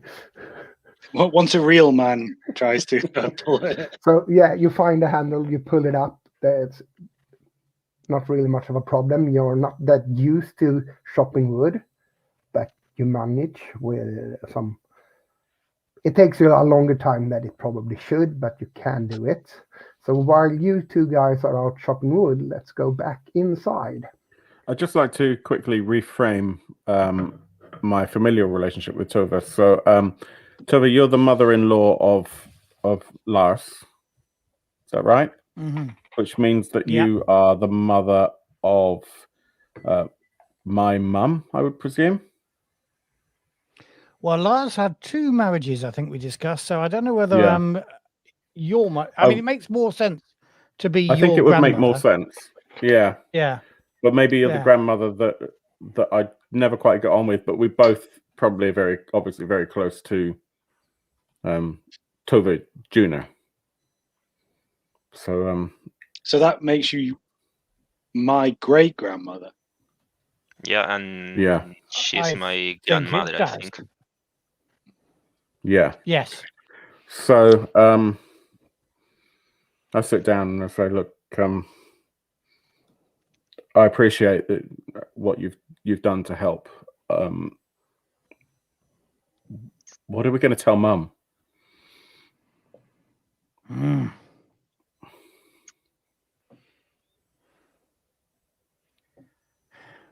Things weren't good between them. Why does a man come in winter to a place like this if not to get away from his wife? Well, he was always weak. I see a lot of him in you. The family is the most well paid it has ever been. Just because we don't make our money solely from making up stories and deceiving people's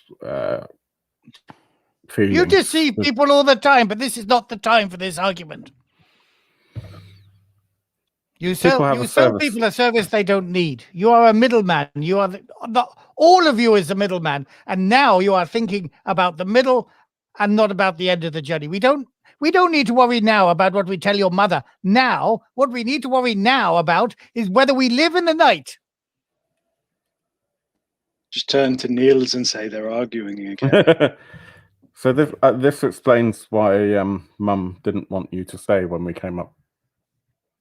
Okay, fine. I'd forgotten. But hey, at least when we get back, she'll have finished putting up some of the decorations, which is why she wanted us all out of the house, including you in the first place. And she was concerned for your father. Of course she was concerned for your father. But what are we going to do? Phone her on my invisible phone that reaches through the ether? There are no wires here. Oh, did you bring it? My invisible phone? Why, of course I bought it. I bought it here with my invisible great fish supper. The invisible phone has been one of those things that is probably something that Tove has been saying for the last 30 years. Whenever we're out and someone's forgotten something, so I'll just phone someone on my invisible phone, shall I? Yes. So I was sort of, you brought it with you this time. Oh, that was very thoughtful. Thanks.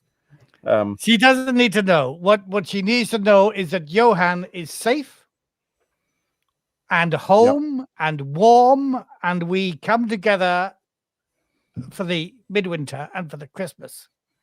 That's You're right. That's what she needs to know. You're right. Okay. While you are having this argument, Tove kind of sometimes just slaps the back of her neck, like there is something there, and it takes a while for you to realize that there actually is something there once in a while. It feels kind of like something is dripping. Something dripping on my head. Yeah, on the neck, but it's not wet. But it's like small. You get like something is touching you. Like an insect or something. Yeah, something like that. But you probably swatted like 5 or 6 times before you realize that you actually are doing it. Okay, you okay? Where's Nils with the lamp? This place is too dark. I've closed the stove door now because Yeah, it's warming up we can nicely. build up heat. Yeah, so it's very little light inside now with the lamps.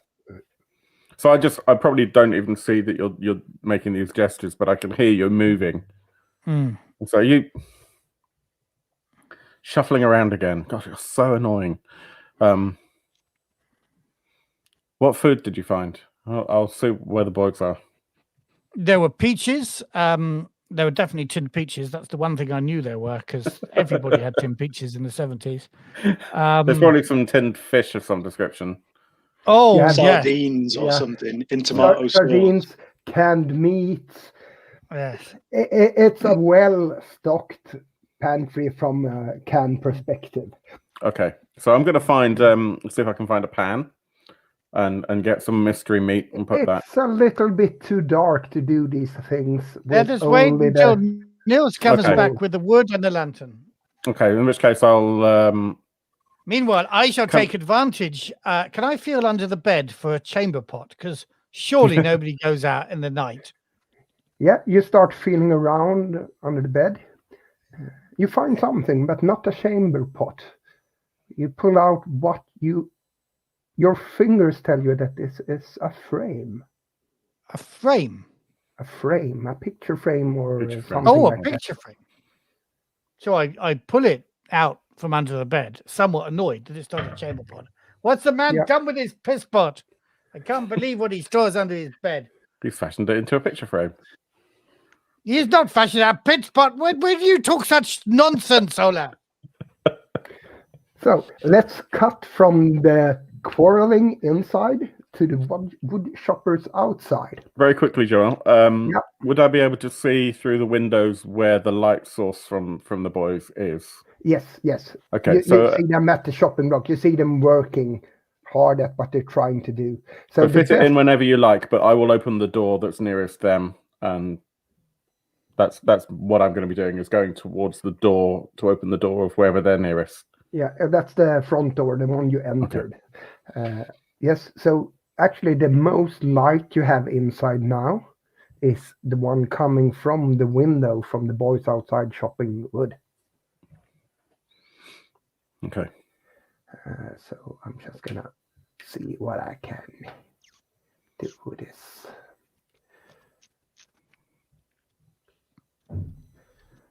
Yeah, are you taking the lead with the chopping, Niels?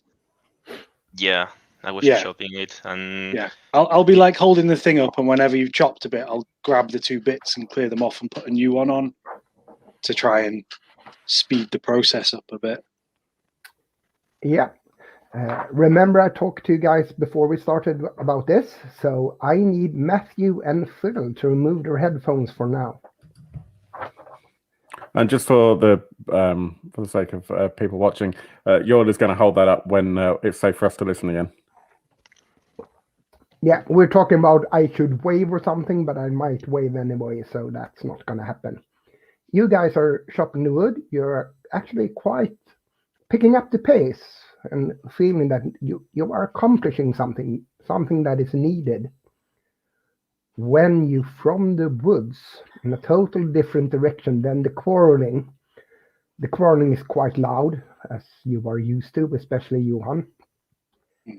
But you hear a sound coming from the woods, probably behind the tool shed. And then it's gone. Just a laugh from the darkness. Niels gets the axe and is kind of protecting himself with it, maybe a bit raised, looking at the direction where the scream or the laugh came from. Johan has the lamp, and he's kind of holding it up and peering that way, but he took a couple of worried steps backwards. I'm actually going to... Yeah, I dropped the axe. With a... That's a good point. When I raised it, it slipped with my fingers were a bit cold. Okay. Johan momentarily stumbles but manages to catch his foot as he steps backwards with the lamp, so he doesn't go tumbling. And it's about this point that the argument inside reaches one of the few silent moments as well. Let's see if they see this and get back then. They've just disappeared. We have one. So my question is, would now be a good opportunity for us to take a short 5-minute break for everyone? Would that be good? Yeah. Yeah. Cool. Good. So let's do that, and we will return in 5 minutes or so. Sure. Oh, Cool. Sorry, I missed that. What are we doing? We're going to just take 5 minutes. Oh, okay, cool. Excellent. We're back soon.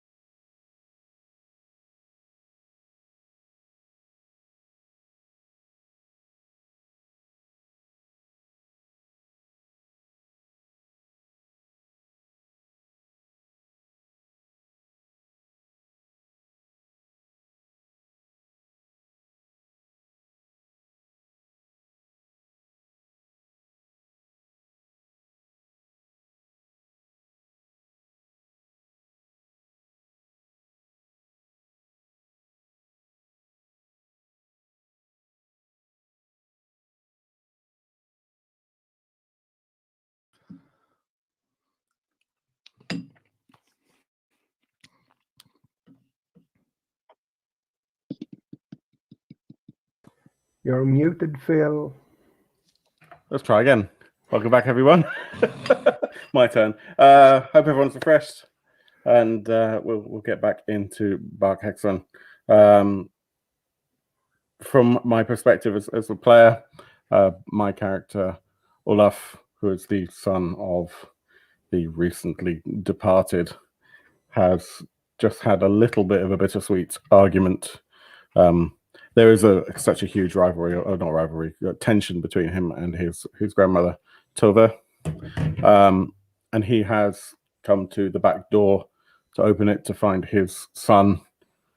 And I'm trying to remember what the relation was that we worked out between Neil's cousin.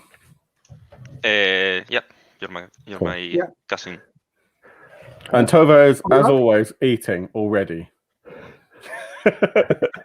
And Olaf, I would say that before you even reach the door, as soon as your argument with your grandmother is quiet for a couple of seconds at least, you notice that there is no longer any shopping sounds coming from the outside. You have heard the boys toiling outside trying to chop the wood. Right now it's dead quiet from the outside. And you didn't realize that until you two stopped arguing for a few seconds. Boys? At a second, I'm saying, for fuck's sake, what was that shout, that noise? Boys! Did you hear that? Dad, was that you laughing? I'll be kind of like taking the lamp and shining it to see if I can see anything. Did you say it was over behind the woodshed we had kind of heard the noise from? Yeah, from somewhere beyond the woodshed, probably. Okay. I'd probably still ask that question anyway, just thinking there's not going to be anybody out here, so it's probably my dad just losing his mind after finding his dad dead, you know. Yeah. I would say something like, you have not heard your grandmother and I laugh since your mother's birthday in 1964. We're not going to start now. Did you not hear that? I'll say to him. What? The fucking laugh. The crazy laugh from behind the woodshed. I'll kind of look at Niels like, we heard that, right? You're heard muted. that? Yeah. Matthew, you're muted. Your turn. The door's open. Come in or go out. Why are we having these conversations in an open door in the middle of winter in the north of the country? You forgot, were you born in a barn?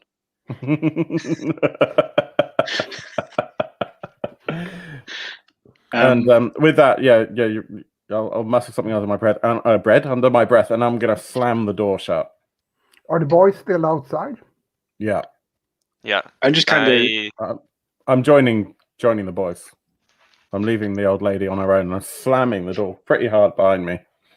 I grab some bit of the chopped good, hand it a bit to Olaf, a bit to Johan, and then I take the rest myself and grab the axe and leave them inside again. Yeah, you have enough wood for at least the night and the morning chopped by now, so it shouldn't be a problem to heat up the cabin, keep it warm during the night, and get it started in the morning just enough to be able to go out and chop something more, hopefully in a better weather conditions. Okay. Because you two, the younger fellows, kind of looks like snowmen by now, covered in snow from the side where the wind has been blowing. Martin, living in Sweden, knows what I'm talking about. The sideways snow. Mm-hmm. It's not nice to be out in, even if the weather otherwise is good. Yeah. And it's nice when it stops. Yeah. And you're quite chilled to the bone, both of you now, even though you worked hard outside. Before I go in, I am gonna like as those two, because I've got like the lamp, so I'm probably lighting the way for them to go in. I'm gonna stand there with the door like kind of closed a little bit before I go in. And I'm just gonna like hold the lamp up and kind of shine towards where the woodshed is. Just have like one last kind of look from where that sound came from. Yeah, you don't see anything but the woodshed, and the woodshed door is slightly ajar, probably the same way you left it. I'm going to take a couple of steps towards it and still shining the light to see if I can kind of illuminate a little bit because you said it was beyond it. Yeah. So I'm going to take like 2-3 steps away from the door and closer to that with the light up and kind of like move it around and see if I can see anything on either side of the woodshed. It's a dark wood, pine trees mostly. So those still have got some pines on them in the winter. All the leafy trees are completely barren, and it's dark. I'm glad you didn't say birch, because birch at night scares me. So they look like ghost trees. On that now. Birch is the leafy tree, so there are birch trees in there as well. Oh, okay. Now I'm scared then. White, completely barren trees. Yeah. Okay. If I don't see anything move at all, then I will head back into the house. If I see any hint of movement, I would probably move towards it. Yeah, and I think I would be coming to find you, actually. The only movement you see is the flickering of the light from the kerosene lamp. Okay. In the snow. I'll turn my back on the wood and head back in. And I'll probably meet you about halfway, as I've noticed that you haven't come in, and you're my son. Nils, when he goes inside, he drops his wood besides the stove. And is there a chair or besides the table or something like that? It's a chair at the desk for someone to sit and write, which he probably did last. He's going to pull the chair a little bit back, sit and grab the axe and kind of hack the axe and stay there, kind of shaking.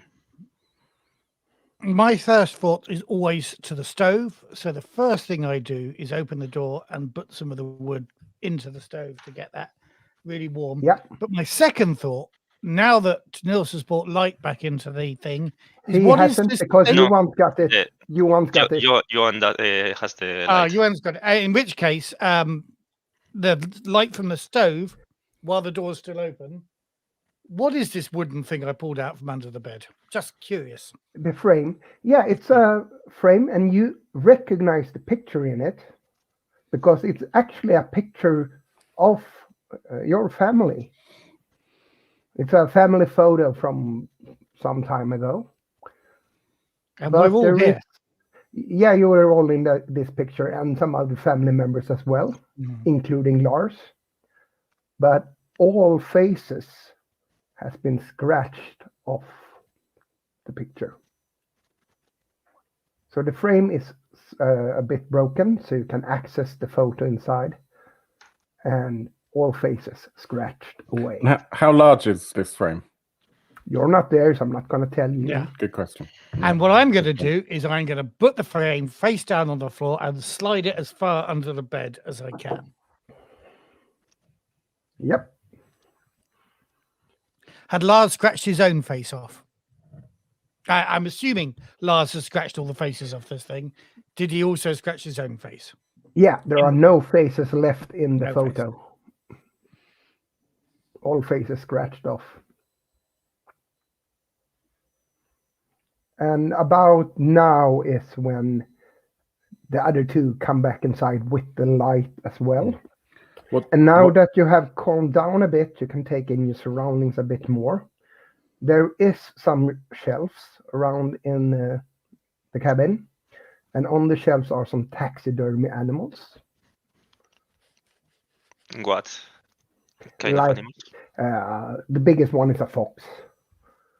So a fox, a squirrel, small animals from around the wooden area where you are. So. Johan, What took you so long to come in? Just me and Niels heard like a weird sound behind the woodshed. I don't know. Maybe it was an animal or something. Like it sounded like a laugh, but it could have echoed around the trees. It might have been an animal. Yeah, I mean, I'm not too sure what wildlife we have around here, but yeah, foxes, something. Okay. I'm going to go over to the typewriter because I always liked to read what my granddad wrote.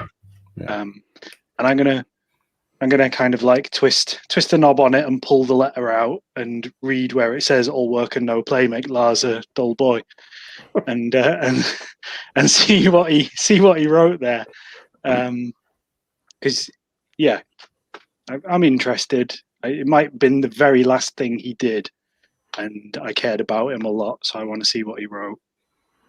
Yeah, it's a single page, and it says red, wet, torn, rotten, smelly, flesh. Okay. I'm not very happy that I did that now. I'm just going to like turn it over and put it down on the table and go and sit in a chair somewhere. Since I am... You're going to sit in a bed because the only chair is occupied by Nils? In that case, I'll just kind of like sit against the wall of the cabin, just kind of like rest my back against it, and kind of pull my hat down a little bit so it's kind of over my eyes a bit, just try and block the world out, think about what's happened. Since Niels was just beside the table, he saw Johan read that piece of paper and place it down, so he's going to turn it again, read it, and yeah, do the same thing, place it down and place it as far as he can, maybe even under the typewriter. Sure. And at this point of time, Tove has stoked the fire enough to feel comfortable with the fire burning. You were looking for a chamber pot earlier, Tove. Is that because you have a reason to use it? Well, yes, I'm an old woman. I've had 5 children. So you say, I've been 5 times already and no one's noticed. So, yes, I don't particularly want to go outside. I'm carrying on looking for the chamber pot, but I don't want to draw people's attention to the picture frame. So I'm not particularly looking for help, but I will look around. I'm sure there must be one somewhere. There isn't one. And right now we're quite certain there isn't one. Very well. I'm looking for a saucepan of some description as well, a cooking pot. Yes, Olaf, make yourself useful. All the tins there. Olaf starts messing around in the kitchen. Tove is I need to go to the outhouse. Yeah, I'm going to tell you one thing you see when you hunker down and look for a chamber pot around the room. And that is a small pile of maggots where you were standing when you're being touched in the neck. So that... And when you look at them, you see that one falls down from above, and it's one more maggot in that pile. And we've now got more light. So yes, that's why you see them.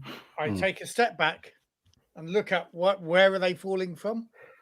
From the small spaces between the planks of the inner ceiling, the flat ceiling. The outer ceiling is not flat, so it's something above the inner ceiling, and they're falling down. Outside is shaped like this. Yeah, a proper roof. And there are planks across there. Yeah, so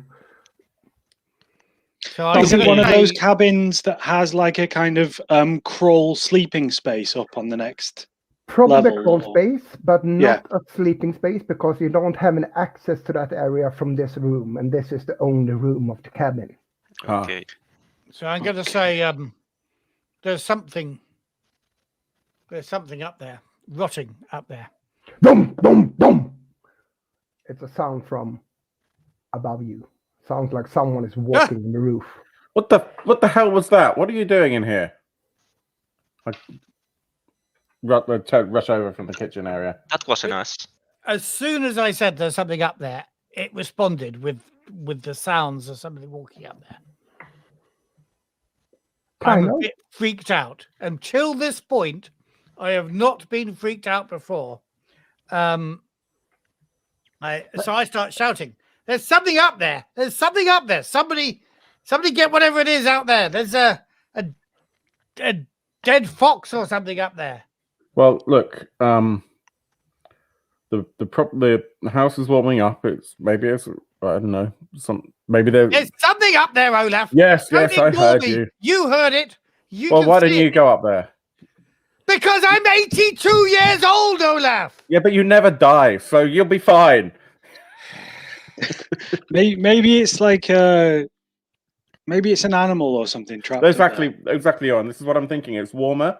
Maybe they're drawn. They want to warm up. So, did you say there's no access from the inside the cabin? We would have to go outside. Yes, there's no access from the inside. I would say that the younger fellas probably doesn't know this, but in older buildings in the countryside, it's quite common to have a separate entrance from the side of the building between the inner ceiling and the outer ceiling.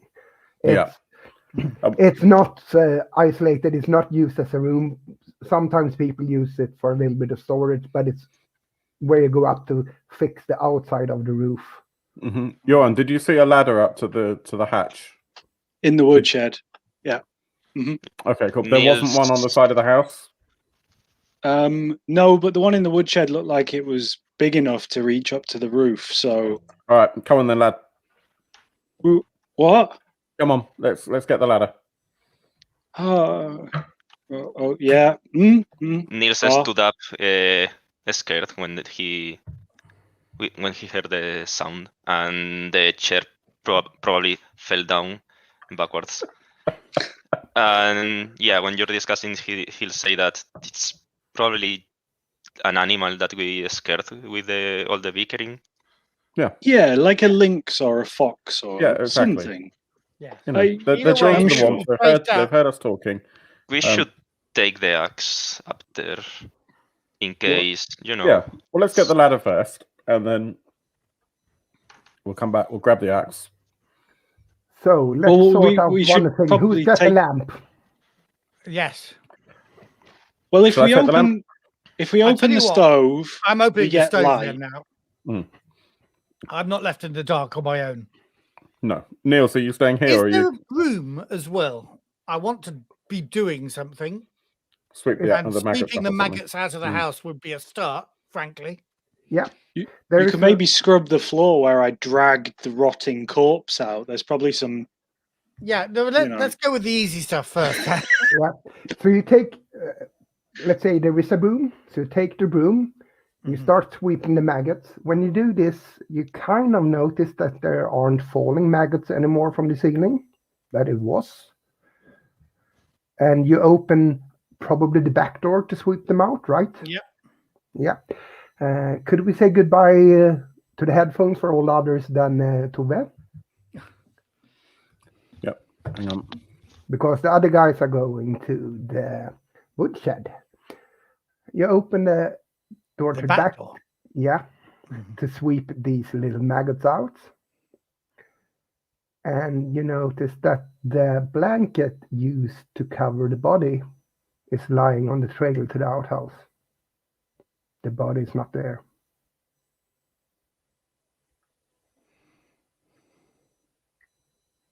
I really want to go to that outhouse. Yes, you need to go to the outhouse because you have biological needs of it right now. But there's nobody in the house. Nobody in the house. There's a little bit of light filtering out of the door here. Yeah, not enough to go to the outhouse. You would like to have the kerosene light at the very I wanted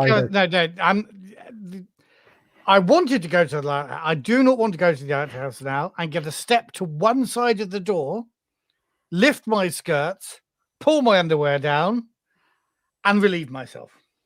Sure.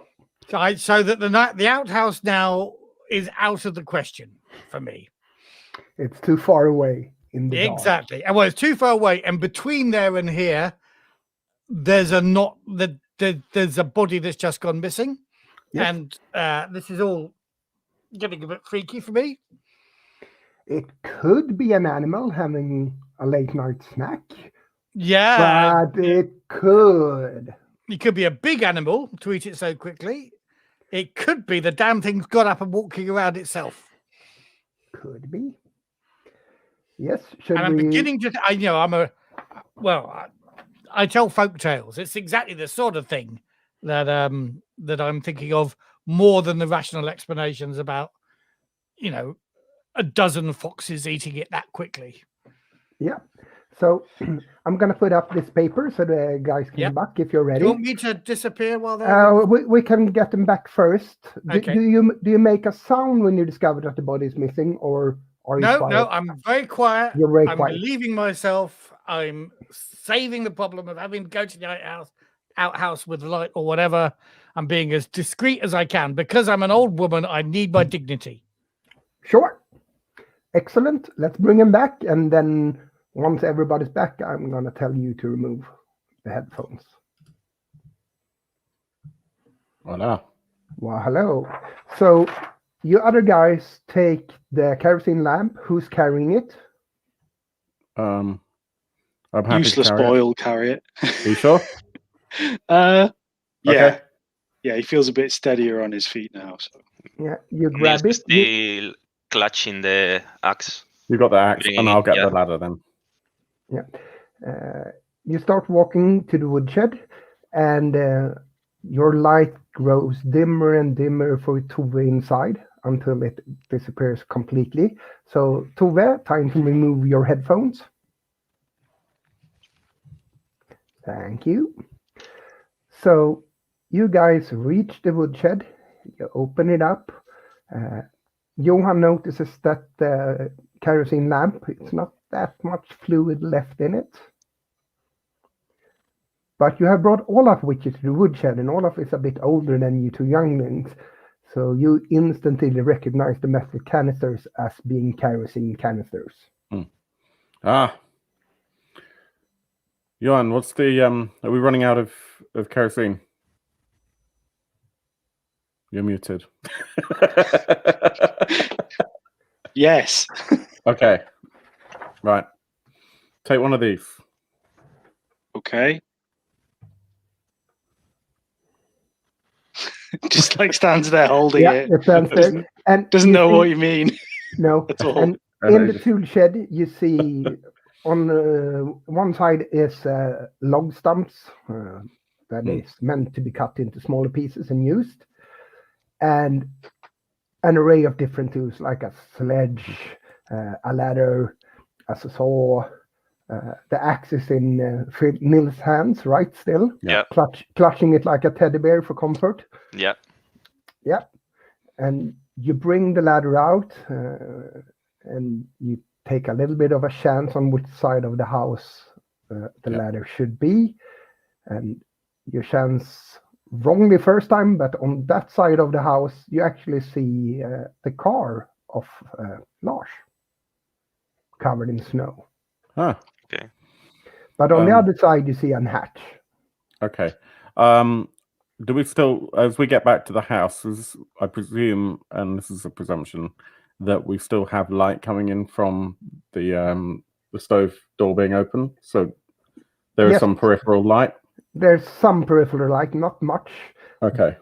But it's not on the side of the building because there are no windows on the side of the building. No, I'm just, with my practical head on, I'm trying to work out when's going to be the most practical to top the lamp up, knowing that realistically probably we need to be inside to maybe relight it, don't we? Yeah. So, okay, fine. So, I'll take the ladder and I'll put it up against the building. The hatch on the side? Yeah. Yeah. Yeah. And I turn to the boys and say, all right, what should we do first? Look, the car's over there. I tell you what, Niels, can you, I'm really sorry to ask you this. Can you check Lars and see if the car keys are in his pocket? Do we need to do that right now? We do. We really Why? do. What do you want from the car? I just have a feeling that I'd rather be getting the keys from the body before it's decomposed anymore. And it's come the morning, it's going to be even worse. I mean, the keys might be inside the cabin. Maybe we could check the cabin after we've done this and then check the body. Because I don't think fine. I don't think me or Niels really want to go feeling around. Fine. Yeah. I forget your city boys. Fine. Okay. Well, I don't think City Boys has anything to do with a decomposing corpse, really. I think that's kind of more just like not, a normal thing that someone has to deal with. If you say so. Who's going up? I'll go up. Who's got the light? I've got the light. You got the light. Yeah, you can take the light. Yeah, he doesn't. He can climb with both items at once. So I'll maybe hold onto the ladder to help stabilize it. But how high up is it? Like 2.5, 3 meters, not more. Like the inner ceiling and half a meter more. Okay.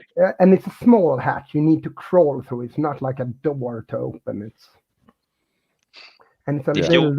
When you get up there, you notice that it's a little bit ajar. Yeah. So it's not. Okay. It's 100% closed. It's a little bit open. Well, if you that explains why an animal got in. Yeah. If you want the axe, just give a shout. Just throw it. It's fine. No, I don't take the axe immediately, but what I will do is I'll tentatively. I'm gonna duck down and push the door, the hatch open without having my head at that level, in case anything. It could be a bird or something, in case it flies out. And then I'm going to intend to lift the lamp up, put it on the whatever sort of floor is there, and then lift my head over to look and see what's there. It gets slightly darker for you guys outside because the light from the inside doesn't reach you on the side of the building. So as Olaf opens up and puts the lamp inside, you get even darker. And I guess you relay what you see, Olaf, or should I chase the other two away at the moment? What do we think? I can give an if you were interpretation looking in somewhere, would you be turning around and saying, "This is what I see," or would you just be looking? Let's have a 1-to-1. Yeah. So by with you other two with the headphones. So basically, what you see from this position without climbing inside is a lot of knick-knack and junks. It's been used like a storage up here. Mm-hmm. That's what you probably can tell from here. To be able to tell more, you need to crawl inside. Which I think I'll do. Yeah. You crawl inside, and there is a ton of junk everywhere. Paintings and things. And you find paintings of crying children. And you are old enough to know that this kind of, we're playing in 80s. This was probably when that was a big thing. Paintings like that, weirdly enough, in Sweden in the 70s and 80s. So let's say that this has just a season or two passed from being the coolest and most pretty thing you could hang over your walls to being tacky. Yep. There's probably a reason for them to be in the attic. When you move forward, you'll find a large sack of dried beans, a 25-kilogram sack of dried beans. And a little bit further on, you find the rotting remains of an animal. You can't really tell which. And It smells. It smells. It's not frozen either. And you can see kind of like a puddle a few meters away from it where the rot must have started. Because this one hasn't, where it's, the position it is now has not affected the wood or anything yet. So you realize that this one has been moved recently. Okay. And it's full of maggots and things. Yeah. And yeah, you are feeling nauseated. Just because I think it would be funny. Can I do some sort of roll to see whether or not I hold my constitution or if I'm sick? Sure. What would that be?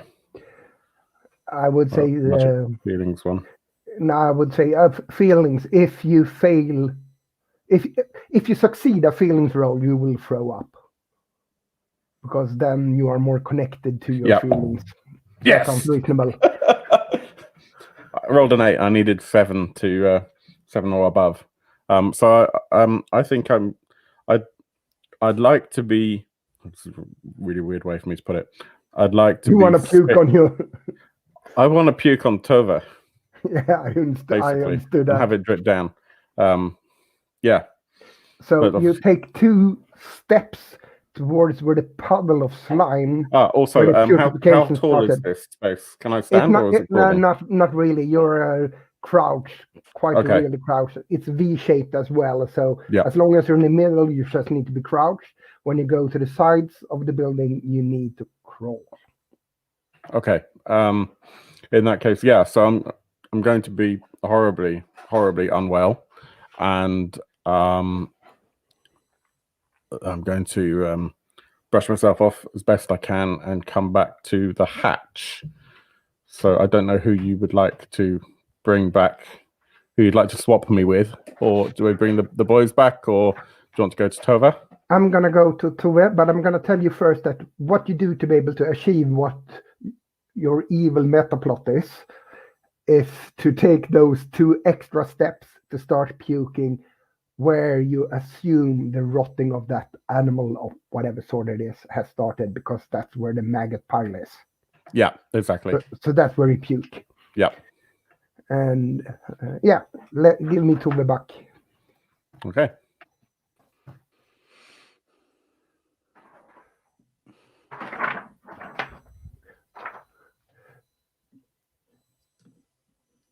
So Matthew,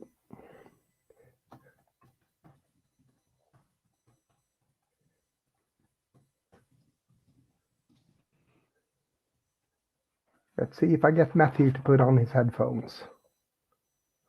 Otherwise, I'll do this, and all will come back on. Just to prove I haven't been listening. Is that everyone back? Yeah, probably because I couldn't get Matthew to put on his headphones. So, hang on, I missed that. Sorry, say again. I had to put up the paper because I couldn't get Matthew to put on his headphones. I'll disappear again. Yeah, you do that.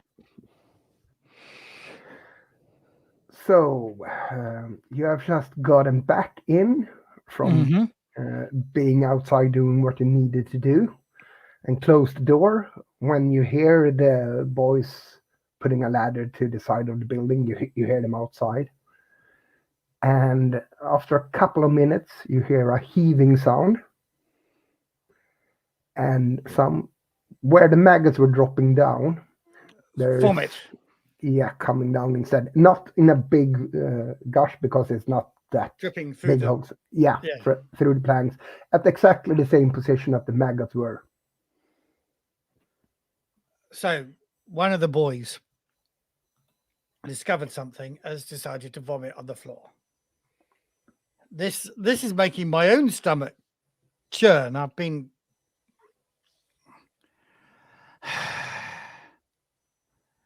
of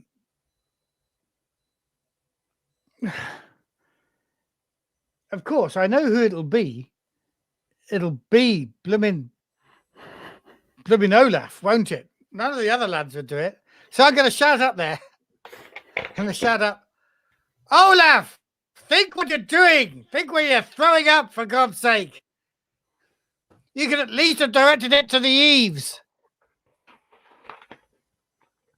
Yeah, I'm trying to bring Olaf back. Let's see if he sees it in the private chat. Yeah, my problem was I wasn't looking at the chat. No.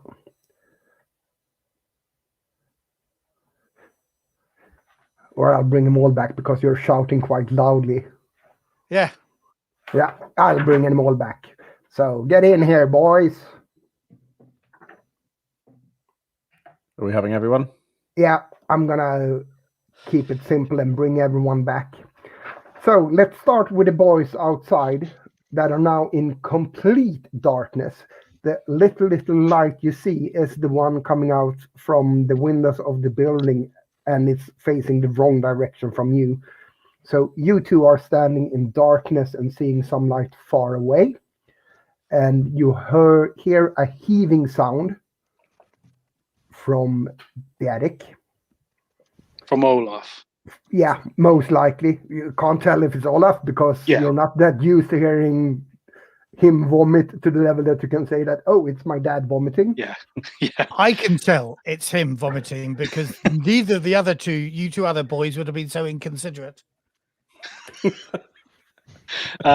Okay. Then let's hear Tove shout what she's shouting again while I fetch some coffee. So I shouted, Olaf, you idiot! You could at least have directed it into the gutters! Disgusting man!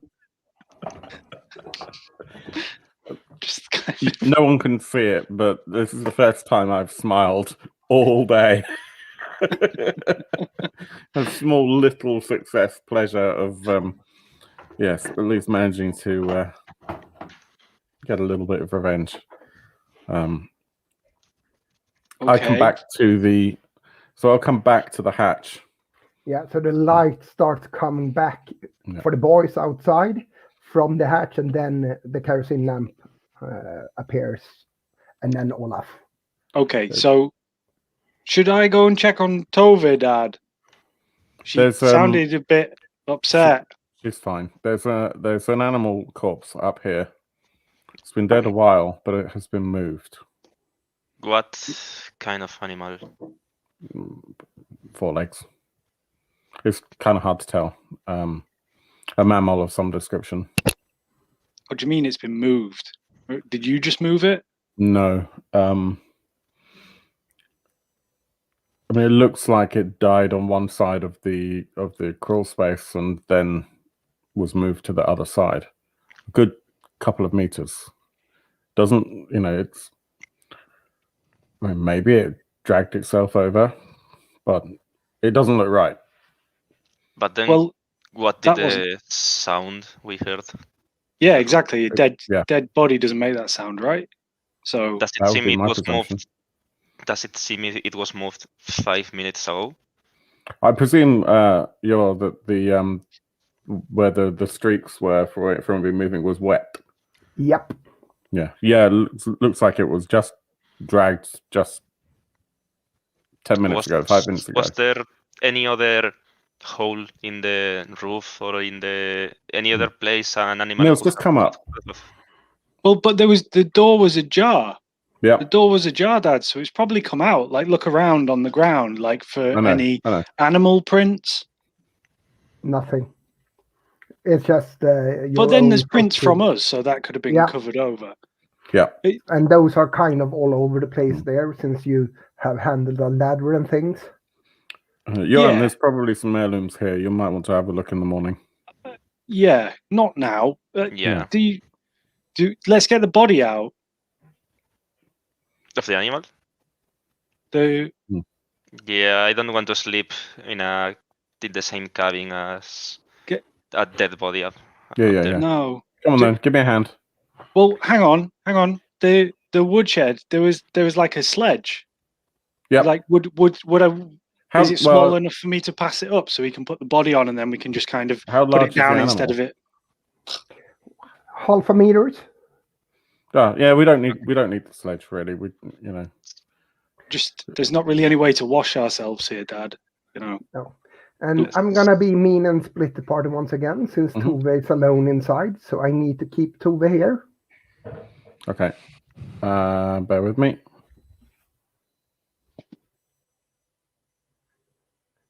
So, Tove, you're alone inside. The boys are outside. The falling of vomit from the roof has stopped. Yeah. Olaf got the message. I can hear him outside. I can hear them sort of muttering. I can't quite hear what they're saying. No, but you can hear something else though. You're quite certain that the taxidermy fox on the shelf is speaking to you. It's not moving its mouth, nothing like that, but you're quite certain that it's the fox communicating with you, and you hear the words, dead meat walking, you're all dead meat. And it's the fox. You're quite certain of it. It's not physically moving at all, though. But its voice is in my head. It's in your head. My ears. You can't decide. How can you tell what's in your head and what's in your ears? And it's a fox. I mean, you know. And it's a fox. It's a taxidermy fox. At least that's the one you assume is doing it, because that's what you hear. Where is it exactly? It's on a shelf right next to you. Right. It's going once again. Dead meat walking. You're all my first meat. inclination is to throw it out of the house. So I'm reaching out to touch it. I've touched taxidermied things before, though. So if you're about to tell me that it doesn't feel taxidermied, just go ahead and tell me that. But I'm picking it up. You're picking it up. It feels like a taxidermy animal. It's stiff. Fine. It's got fur, but it's stiff. That's it's all not I need alive. To it's not rotting. door, this is as it should be. And I'm throwing it outside. Yeah. I'm gonna bring in the other ones. And when you throw it, you hear it once again. So while you guys have climbed down and standing at the ground, right? I'll see if I can grab that animal and pull it over. Yeah, you have got it outside. It's in the snow outside. And when you're down from the ladder, you notice that the light from the back door is seeping out from the building once again, like the door has been opened. And you hear a small sound as something is hitting the snow.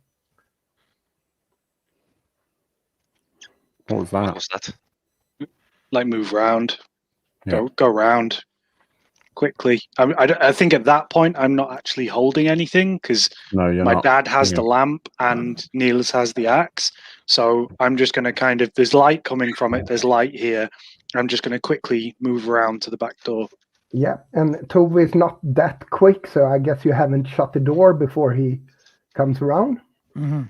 You see that Tove is starting to close the door, and out in the snow you see the taxidermy fox. Just the back end of it sticking up out of the snow. And then the light is gone because the door is closed. Tove, like knock on the door behind it. Well, don't knock on it because it's just unlocked, isn't it? So I'd probably just like open it and say, Tove, why are you throwing the fox out?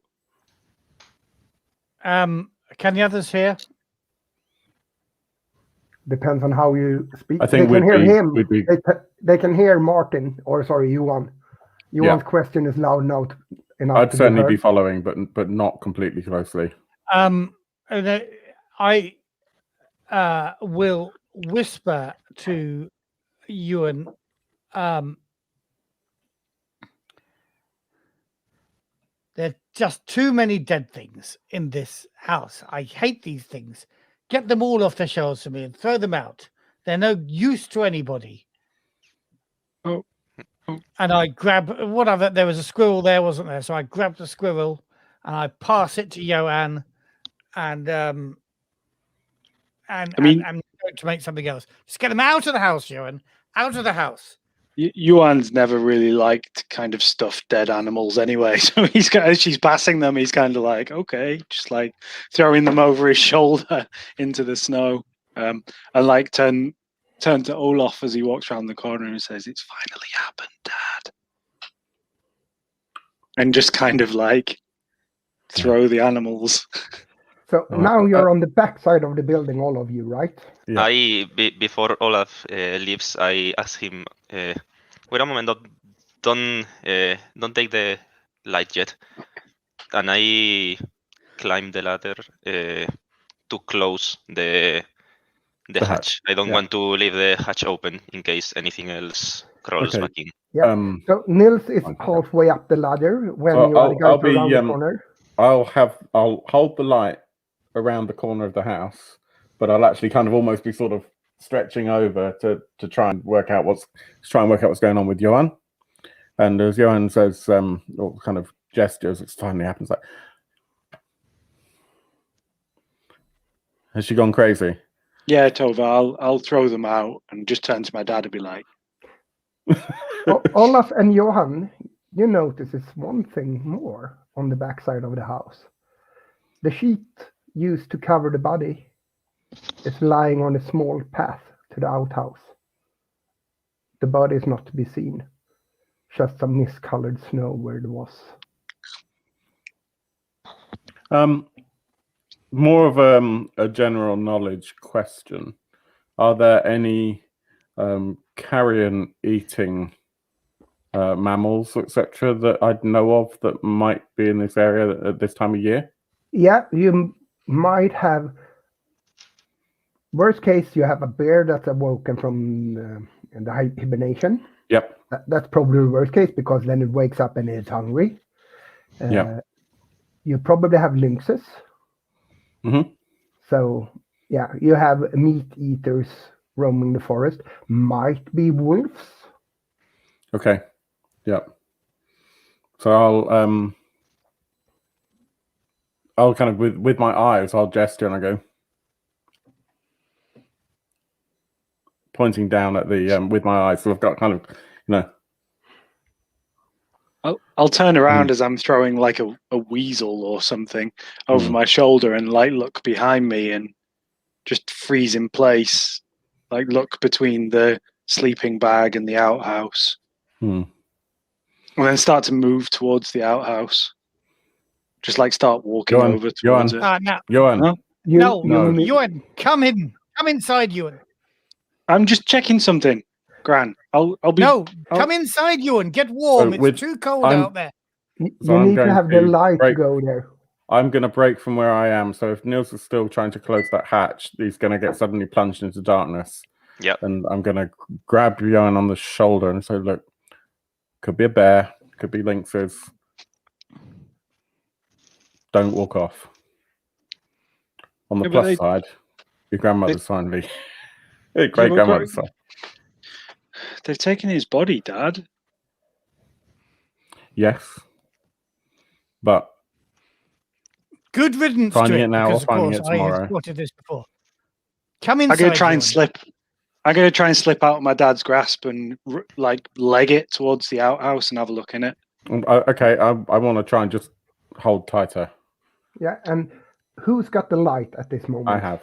You have. My other hand. Because you can only see the silhouette of the lighthouse, unless the outhouse, unless the light moves along with you. Yeah. So it's gonna be a dark shitter. I don't think he's thinking very straight at the minute. Like he's not really that. He's not thinking like I don't have the light. He's thinking something's taken my granddad's body and I want to see where the hell it is. So he's gonna try and like slip out and run towards it. So I'm gonna house rule this. Roll a d10 and add the value of your strength.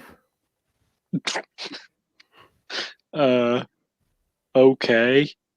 Hang on. Strength is my because three is for strength and vigility. So yeah. So I'm weak in strength. Yeah, and you have 3. Is that right? So I Yeah, so I got a Yeah. 10. I got a 7.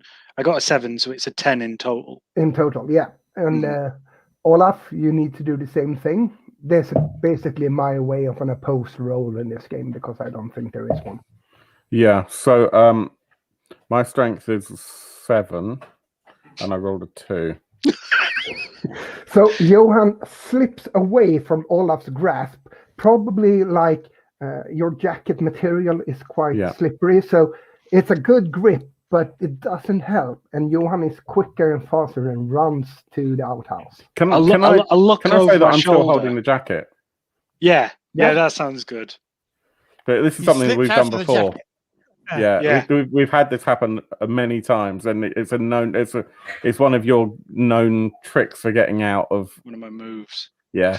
Yeah. Which of course means you're going to get really cold. He'll look over his shoulder because he's quite a quick runner because he's like all legs, so he's quite a quick runner. He'll just look over his shoulder and he's like, "I'll just be a sec, Dad. I'll just be a sec," and he like runs for it. Johan! You have no. You don't care about the boy. You let him go, and I'll try and grab the lantern off him and follow him out to the outhouse. Yeah, and I'm gonna cut to Nils, who is stuck on the ladder. Yeah, I think he wants to climb down. Dark, yeah. Yeah, he wants to climb down, but his boots below, I think, are a bit wet because of the snow. So he doesn't even see the steps of the ladder. He'll try putting his foot down as fast as he can and he still has the axe in one hand, so he can grab very well on the ladder. So I'll go down quickly, maybe an agility test to see if I do it in one piece. Yes, and I'm gonna say it like this. There's quite a commotion on the backside of the building right now, with Tove shouting, Olaf trying to wrestle with Johan slipping away, running for the outhouse. Yeah, so, I hear shouting. I want to help whoever needs help. And I'm gonna say you need to mute right now or remove your headphones. Olaf, Tove, and Johan. So you mean you just want Niels, right? Yes. Okay.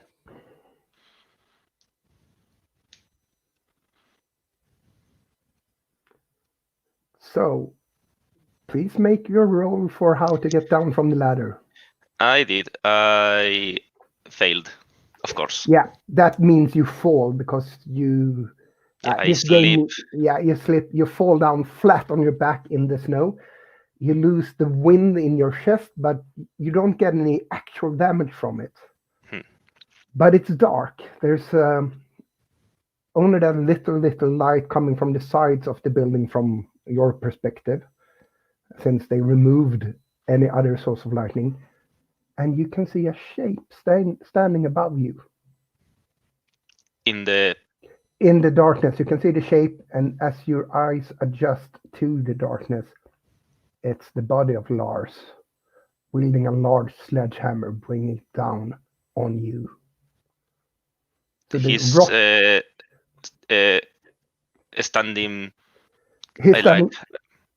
Besides one leg me. on each. No, not really even beside you. It's stepped over you, so it's one leg on each side.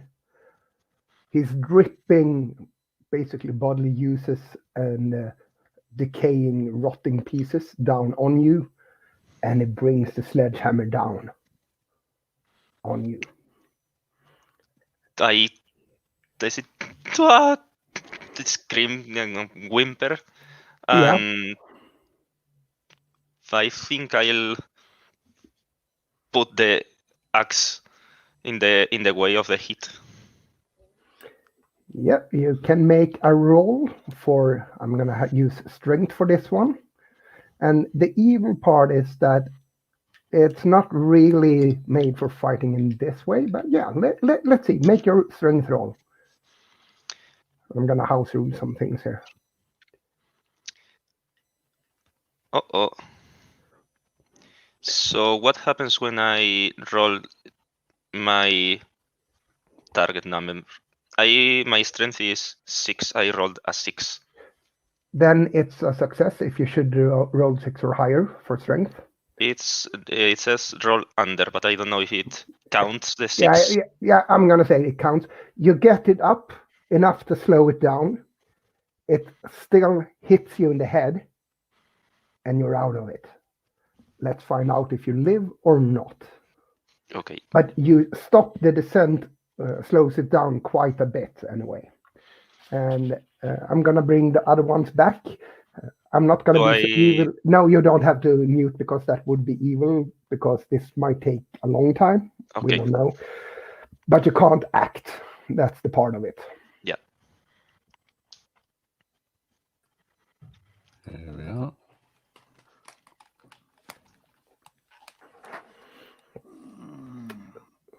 So Johan has started running for the outhouse. Tove is trying to grab the light away from Olaf's hand, who's probably yanking it in the other direction. Yep. And you hear a heart-piercing scream from the side of the building where you left Nils. It's Nils' voice. And a thud. So I'm sure Olaf and I will look at each other. Yep. I think I would stop any bickering at this point. Yes. We're both actually quite pragmatic. We have to see what's happened to Nils. Yeah. So I will shout, Johan, Nils. I don't know if Johan would hear, because he's got like his kind of heart thumping, the blood pumping. I know exactly. He's kind of like barreling towards this outhouse. Yeah, and you probably reached it by now. Yeah. Yeah. And yanked the door open. It's just an outhouse. Nothing at all out of the ordinary. It doesn't even smell. I can imagine that Johan heard me saying it, and then just it's like, you go, yeah. Yeah. But I think I don't know about Tove, but I will be going back to the house to Nils. Round to the side of the house where Nils. And to be honest with you, if Tove was making a play for the lamp, I'll just let her take it. I'll be like, okay, fine. So who has the lamp? I might grab it. Yeah, I'll take the lamp. Yeah. You come around the corner. I'm giving it a little shake to see how much kerosene there is in it, by the way. Yeah, and I'll say Johan's got the refill. It's not much left in it, but you come around the corner and see Nils laying flat on his back, just down from the ladder. So it looks to us that he just fell.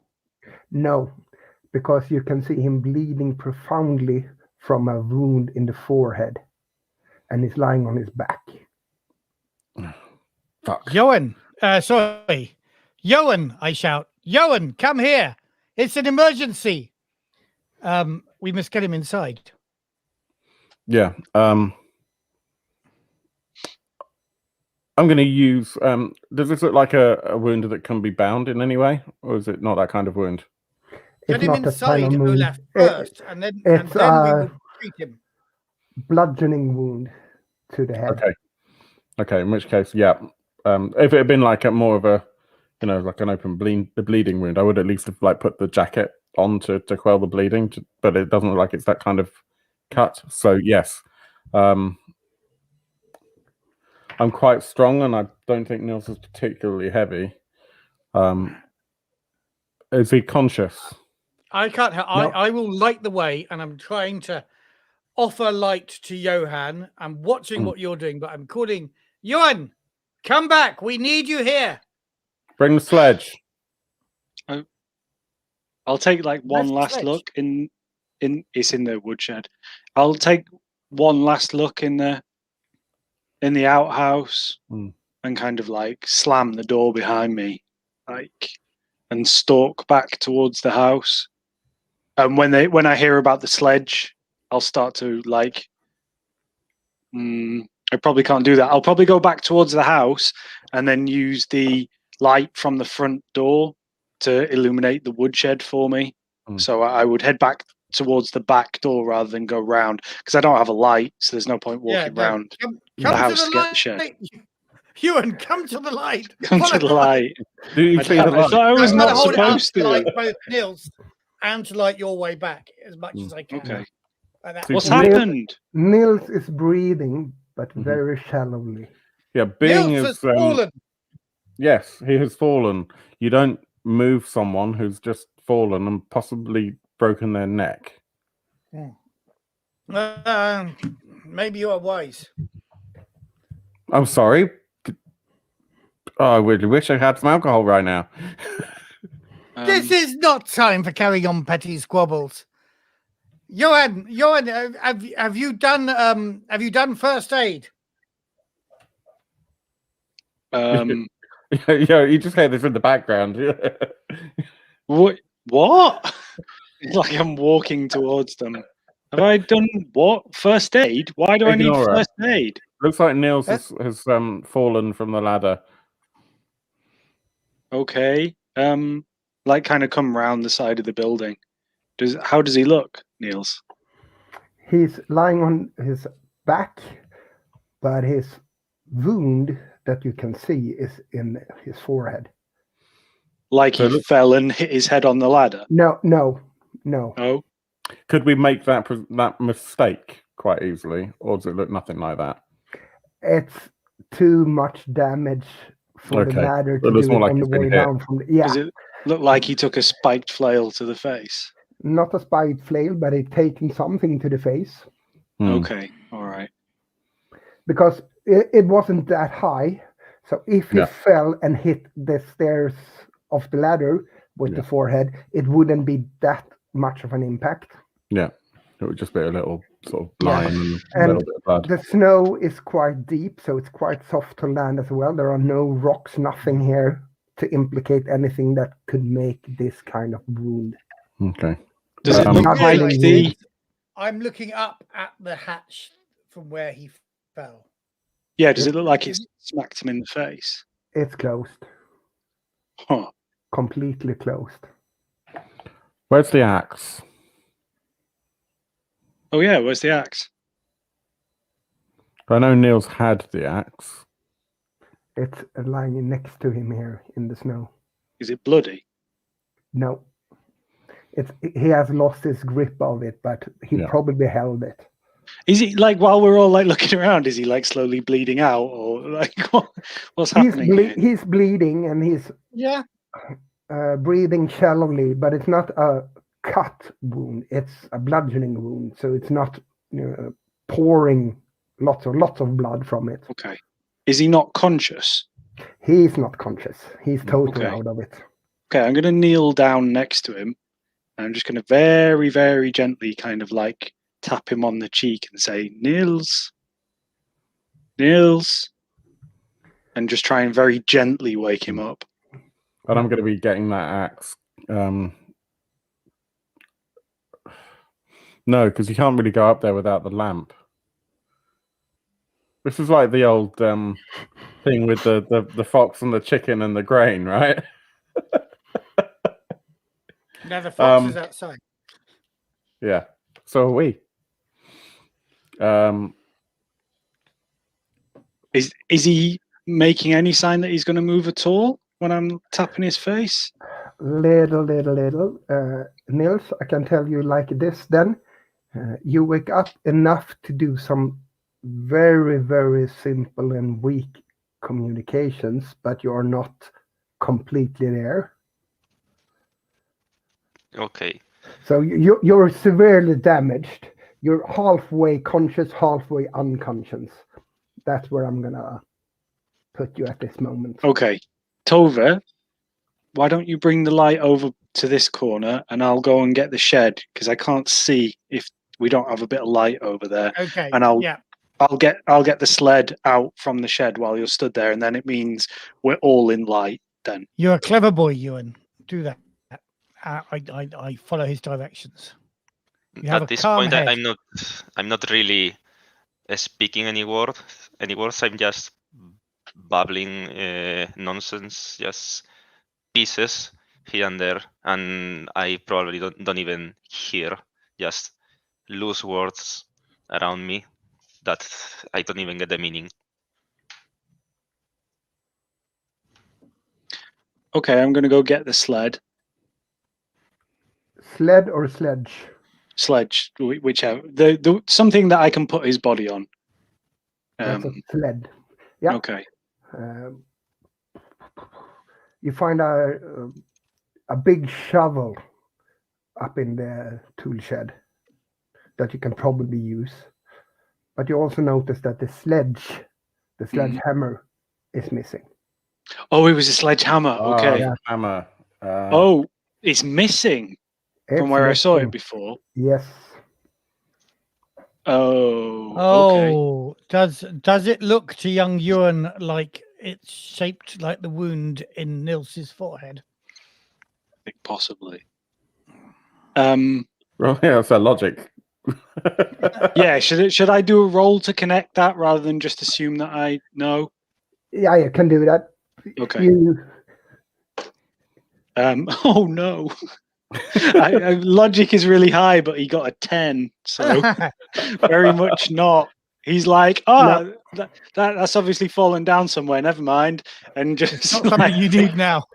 Yeah, And I'm going to tell you right now, I'm house ruling quite a bit because that should have negative consequences. Oh, do it. We're fine with negative consequences. Do it. I'm going to have negative consequences for you as is.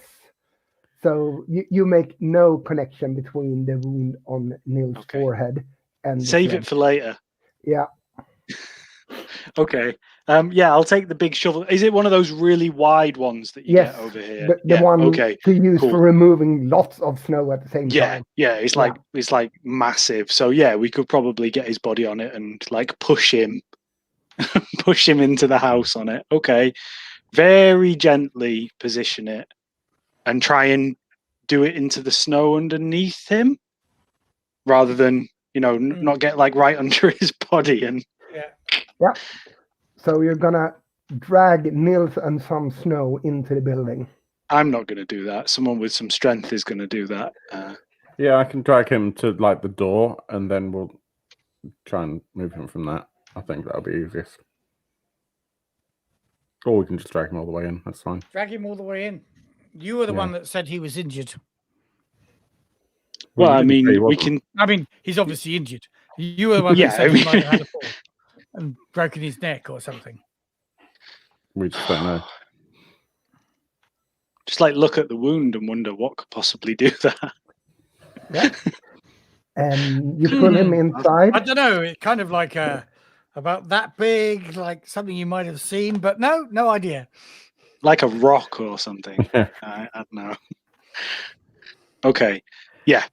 So we'll take him inside to warm up so he doesn't get hypothermia and, that sort of stuff. We need to take another look up there, don't we? What? No, why? No, we don't need to take another look up there. What could possibly be up there? We don't even know. Let's all just be quiet for a moment and listen. Yeah. Quiet, I said. Yeah. Okay, let's be quiet. I'm gonna. That from Coming upstairs. from upstairs. No. It's from. Well, you're standing. Where are you? Are you inside or outside? Inside, We're all inside now. Inside. Yeah. This is like someone hammering on the windowsill. Mm. On the windowsill. So hold on, just give me help me paint a picture of this room now. We've got a door at the front of this one room shed, a door at the back directly opposite. Where are the windows in relation? So just one window at one side, or you have windows towards the front side and back side. No one's on the sides. On the side. So which the side walls are solid. Is this sounds from the back side of the building? The door we just came through with Nils. So he probably just closed it, be quiet, bang, bang, bang. Okay. It'll give an old lady a heart attack. Look at Olaf and say, Dad, did Lars say he was coming here with anyone? I didn't even know he was coming here. Your mother told me he'd be here. With that, let's take a couple minutes, just a quick refresh, and we'll be right back.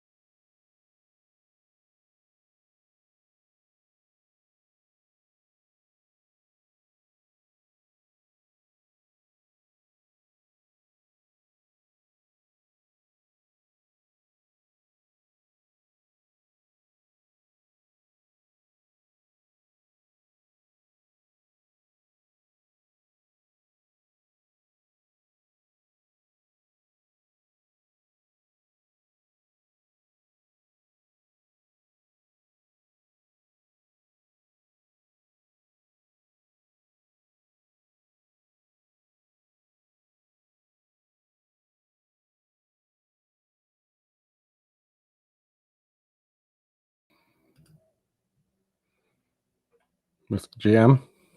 Hello. But whilst we wait for the rest of the party to rejoin, yeah, this is a really interesting setting. The system is lovely, isn't it? It's so simple. Yeah, and I am house ruling the hell out of the fighting system because I honestly didn't like that one. Well, I think that's fine. Ultimately, this, you have two kinds of role-playing games. You have the kind which is very, very mechanical and what we call crunchy, and you have stuff that's more rules light and maybe more driven towards decision making with storytelling. Yeah, and that's the latter we are using now. The system absolutely. itself is made for it as well, but the fights here, I need them to end specific ways. If very quickly, like either you succeed or you don't. We can't have it going over several rounds. Like a sledgehammer to the head, you're out. Yeah. Although whether or not that's what happened, we don't know. No. In fact, we actively know that that's probably not what happened, according to the fact that Johan is so. And I'll bring Johan and Tova back in. Obviously, if it had matched something in the shed, then Johan would have said so. So it can't have been that, or he's a good judge of situations. Is my son. So yeah, very. I give him a lot of crap, but respect where respect is due. He's been doing very well at university. Yes, he knows what's what. Yeah, just not when it comes to sledgehammers. Yeah, he's only just 18. Yeah, he's at in Sweden. You go to gymnasiet, which is like sixth form college, until you're 19. Yeah, but maybe so. But if he's my son, then he may be advanced in his. Oh, that's true. Education. He's very advanced. But if it's your son, Olaf, they've probably held him back for a couple of years. Only physically. Yeah, only physically. Nils in as well. Here it comes. So we'll get back into it. Quick recap of what happened just now. So we're all back in the house. The the stove is burning, and we've just heard a banging on the windows. Yes, and Nils, right now I need you to try to communicate what you think your character will be able to communicate in this state. Now's your chance. He's half conscious, I guess, and his mind is very foggy. He remembers a glimpse of the last thing he saw, but probably not the last 2 seconds of it before the hit. So he'll say, and look around a bit and say, Lars, where's Lars? Lars He's is lost dead, his Nils. senses. No, he's not dead. Yes, he is. You took his rotting body out to the outhouse. No, He's dead. no. And I say it I with the saw insistence as it starts coming to me that Lars may not be dead. He may have moved of his own accord, which is something I feared when I first spotted it. But I insist, Nils, he's dead. He's dead. He can only be dead. Does Niels still look like he's kind of eyes rolling around, not focusing, kind of? Yes. Okay. I would say that from your limited medical knowledge, Nils is in such a state that you honestly can't know if he will live or not from this damage to his head. I'm going to try these conditions. I'm going to try and wake him up a bit more by getting some of the getting like a wodge of material or something, and the kerosene that we had, and putting a bit on there and putting it under his nose to kind of snap him out of it. Don't waste it. I literally just like tipped it up like that, and then I'm putting it under his nose, like smelling salt, just a strong smell to kind of. But the lamp is running out. We do have another one, so I think once you do that, I'll be thinking, okay, I need to refill that lamp, and I'm going to start doing that. Yeah, you start to refill the lamp with kerosene, and that when the lamp is filled, that will be enough to have it lit for hours, so that won't be an issue. Johan is basically using whatever he has available to force the semi-unconscious Nils into more consciousness. Yeah, because at the minute, if there's something really strange is going on, and if we have to kind of divert our attention, this is what he's thinking, between looking after Niels and dealing with what's going on, he's having a hard time with that. So he wants Niels up and about as much as is possible. So yeah, he's trying to do that, whether it'll work or not. And you didn't have any medical knowledge, right, Johan? I certainly didn't write into his background. No, nope. He's not studying that kind of thing at all. Okay, so then I'm gonna go like this. Nils, you are more conscious. You can communicate. It will have consequences, but you can communicate in a normal way for now. Okay. So I'll come a bit back to my senses and tell them Lars was on top of me, dripping that rotten liquid on top of me, and he hit me with something. But was it on top of you? Where? Up in the attic? No. After I fell down the ladder, and then he came up to me and was standing on top of me. He was standing over you? Yeah. He appeared Dripping out of on you. nowhere. Yeah. I mean, he was dead, Niels. Mm-hmm. No, I saw him. Unless I remember it wrong and one of you hit me. Nils' breathing is getting more and more labored. What did he hit you with? I don't remember. Hey, look, Did he hit you we don't with the have axe? anything. I don't know. Who's got the axe now? I look around. Olaf has the Yeah, I've got the axe. Well, the axe is on the table next to the typewriter because I'm actually refilling the lamp. All right, yes. And I can hear that Niels' breathing is labored, and I just say, Let the boy be. He's not well.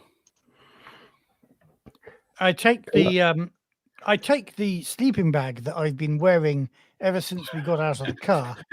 You've been shuffling around and I that. unhook it from over my head where it's been a sort of hood stroke cloak, and I put it over Nils, who we are leaving right on the sledge at the moment. I think maybe we should move him to the bed. Yeah, I think that's a good idea.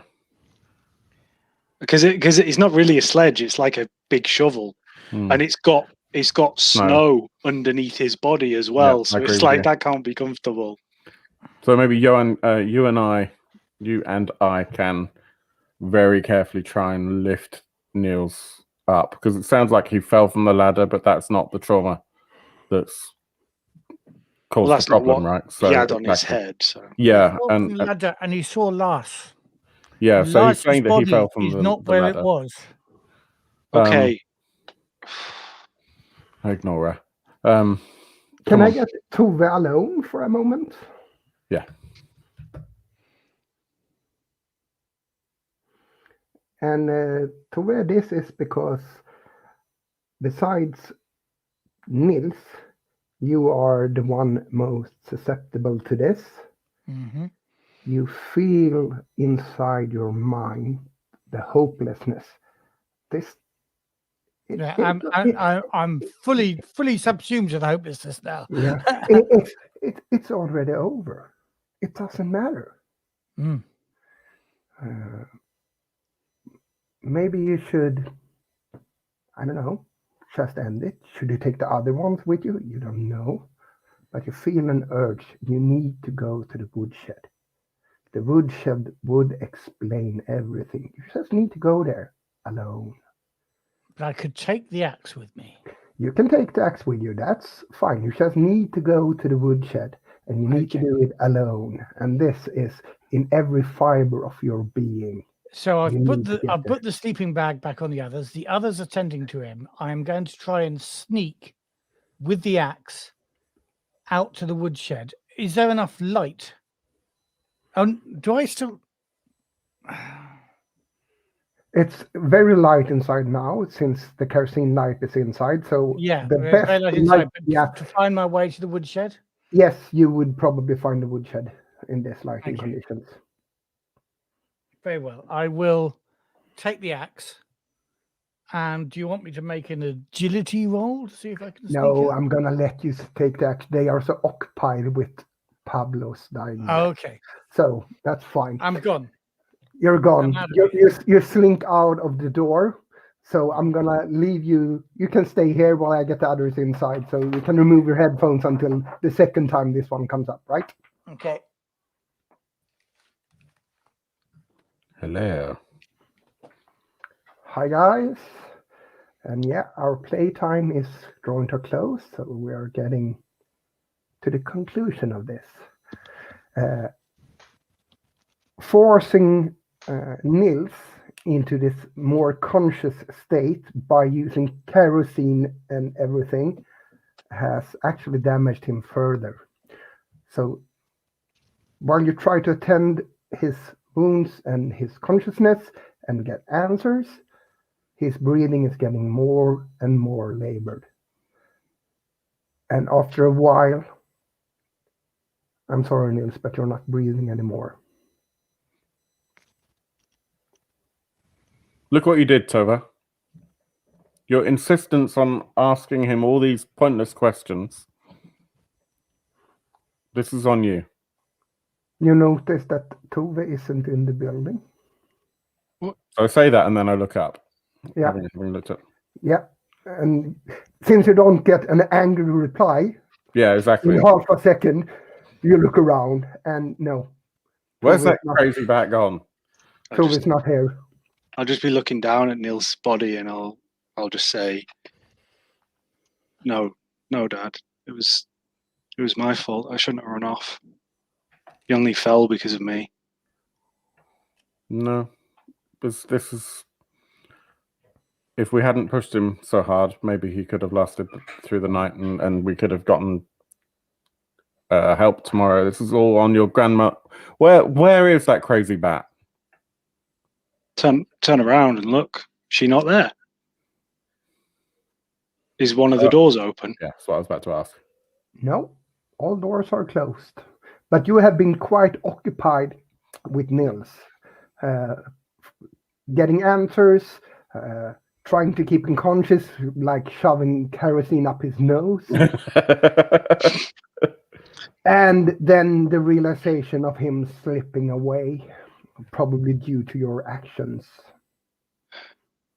So you perhaps wouldn't have noticed a horde of elephants going through the building either. Is the lamp still here? Yes. So that you would have noticed if you lost all the light. So the lamp is still here, the fire is still burning. So inside the house is very bright. Well, Okay. we need to find her then. Well, she was talking about, gesturing towards needing the bathroom earlier. Maybe she's done that again. Let's check the outhouse. I'm just going to lean over Niels one last time just to check that there really isn't any breath coming out of him at all. Nothing.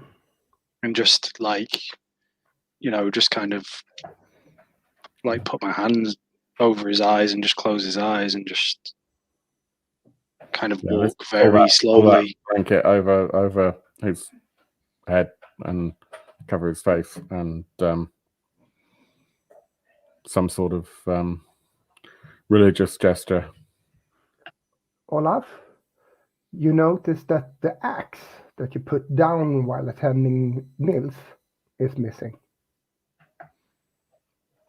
Johan, get the axe. Let's go. I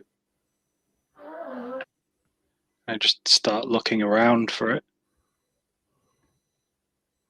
Like where it was. Like if there's a chair, look underneath the chair, look under the bed. It's not here, Dad. No. It's not like her to take that. I mean, she's not exactly Superwoman. You think she's gone to the outhouse? But she's not taken the lamp with her. I don't like this.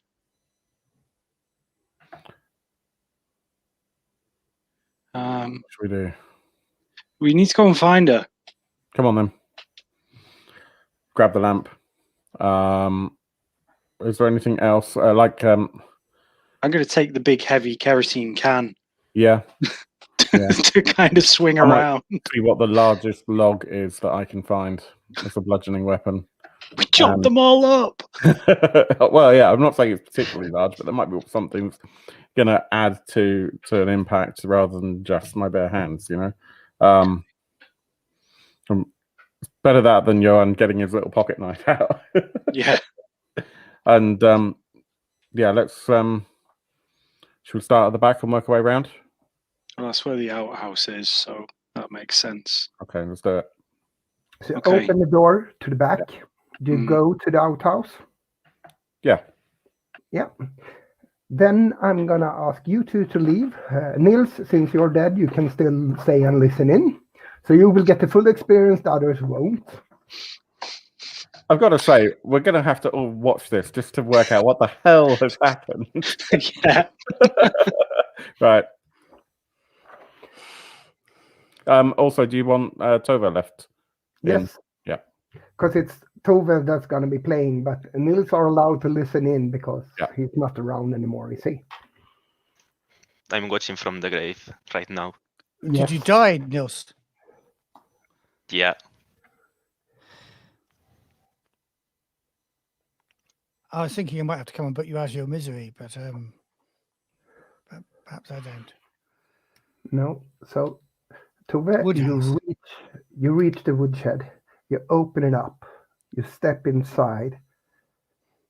And you see the body of Lars standing up, holding the sledgehammer, turning around, looking at you, rising the sledgehammer, rotting. It's falling pieces of it. Rising the sledgehammer. I'm ready for this. You. I have my axe. It's axe versus the sledgehammer. What do I roll? Am I rolling agility to get out of his blow, or am I rolling strength to bash him?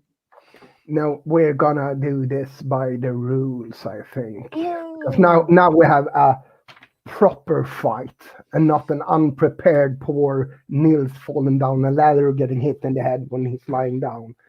So I'm gonna have you roll initiative, I think there is. Roll initiative? Yeah, I'm not that heavy on rules. So even if the BARKHÄXAN has very little rules, I had kind of ignored them. I'm ready for this. I've got 13 durability. I'm going to save this family or kill them in the process. One of the two. You're a tough old bat. Probably the toughest of the lot. And that's saying something. Let's see, here we have fights.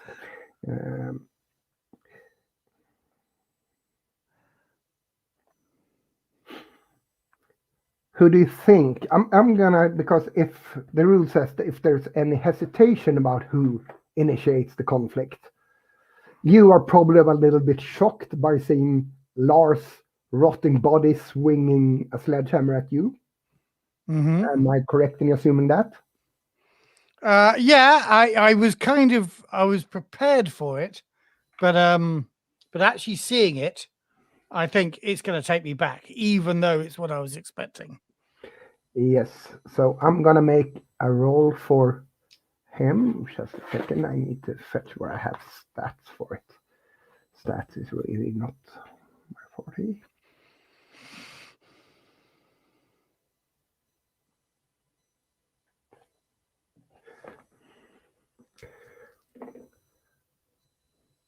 Oh, it actually misses. Narrowly. So the sledge comes down, and since this old bat is dressed in so many layers of clothes and stuff, it hits the clothes, but not the person beneath it. Right. So Lars, you should stay dead. Yeah, and here comes the tricky part for you. Your strength, is it higher or lower than 5? It is exactly 5. Exactly 5. Okay, then I'm not going to adjust this at all. You roll 2 d10s and add them together. 11 or higher, and you will hit it. 2d10, add them together. All right. 6. 3 and 3. Yeah.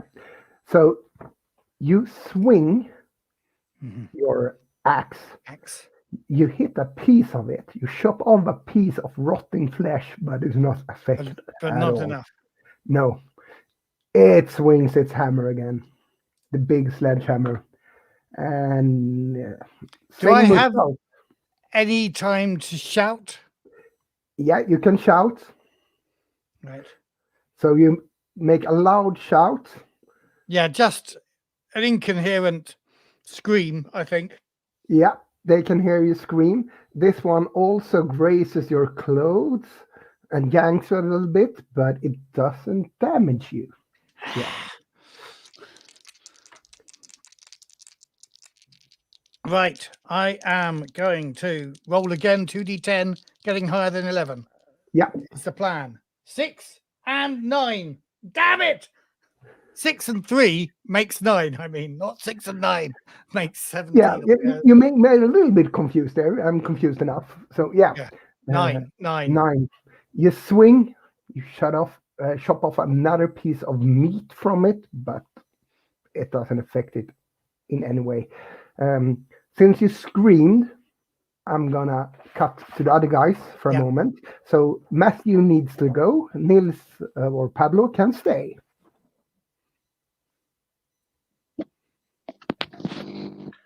I never trust it when I see the GM dice rolling. Don't know what you mean. I'm sure everything went fine then.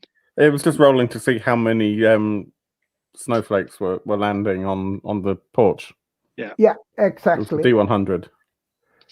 Come on then, you will hit us with it. What do we see when we open that door? You don't see anything that you didn't see before, and you head down to the outhouse. And you open the door to the outhouse, and it's basically the same thing it was when you saw it last, Johan. but you hear a shout, a desperate shout from Tove.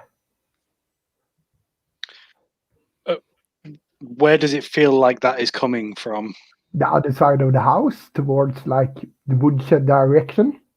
Of course, the opposite way to the way we went. Yeah, naturally. Okay. Probably go a dash then.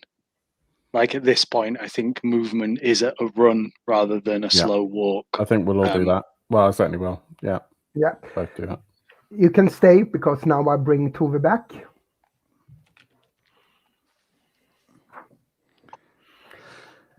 So when we enter the next rounds, Tove, Olaf and Johan comes around the corner, and what you see is Tove standing in the doorway to the woodshed, waving her axe, and inside, on the other side of Tove, since you're bringing light, you can see this, is the body of Lars wielding a sledgehammer, and they are fighting.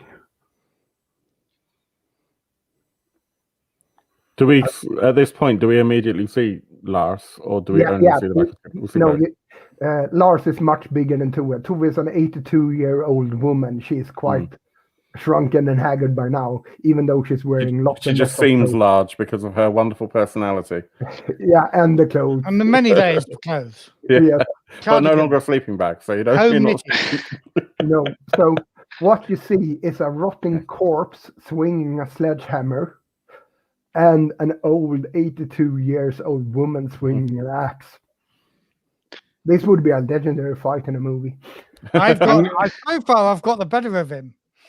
I've chopped 2 bits off him. He's chopped no bits off me. Okay. Yeah, I probably just shout out, "Leave her alone, Grandad," and like run at him with the kerosene thing, like trying to like smack him with it. Very ineffectually, I imagine. Is there in Sweden in the late 70s at least, early 80s, what is there in the way of things like contact sports like rugby or American style football or anything like this? Judo was quite big. But we have, I guess, judo and also hockey. So maybe actually I did some college hockey when I was younger. I'm basically going to go in for like a shoulder tackle on this rotting corpse. I'm going to ignore the hammer, try and get straight past Tove, running full speed, and just try and get my shoulder into his stomach. Yeah, so you two run forward, trying to get to the body of Lars. That's how I'm going to name him so far. The body of Lars. The body of Lars. That's going to be the sequel scenario, right? Yeah. But that actually means that we have another round of rolling dice first for the corpse and Tove. And the corpse goes first. And this time it's quite a decent hit. I'm sorry to say that, Tove. Ah! I'm an old woman! You used to be old. Well, I have to take some of my durability off. Yeah, you do. You have to remove 5 of them. Oof. 5? But you're the toughest one around, aren't you? Of this little group. So she just won't die. She just won't die. And also, I think all the padding is protecting her somewhat. Yeah. But you see the sledgehammer going into the side of Tove. Oh, it's got to hurt. Yeah. I'm sure it knocks me kind of into the side of the woodshed. Which probably then gives us an opening. Because not even half my hit points. But that's probably how come there's then an opening for Johan and I to then run in, I guess, if you were in the doorway before. Yes, but Tove gets to swing first. Yeah. Right. Make it count this time. Come on. Oh, for fuck's sake. Excuse me. 4 and 2 gives me 6. So, no, you're not a fighter.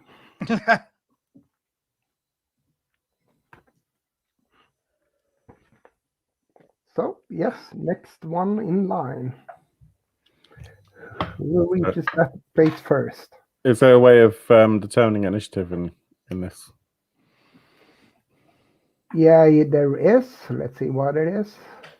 I'm gonna house rule it. Who of you two have the highest agility? Best at agility. Johan, my strength is 7, so that Yeah, I've got the highest it can be. Agility. Yeah. So he is the fastest one. He arrives before you do. But that means I also have the weakest strength. So my hit from this kerosene can is going to do nothing. So what do I roll? Do I just have to roll under my strength to hit? No. Here comes the thing. You're quite a weak character. You have less than 5, right, in strength?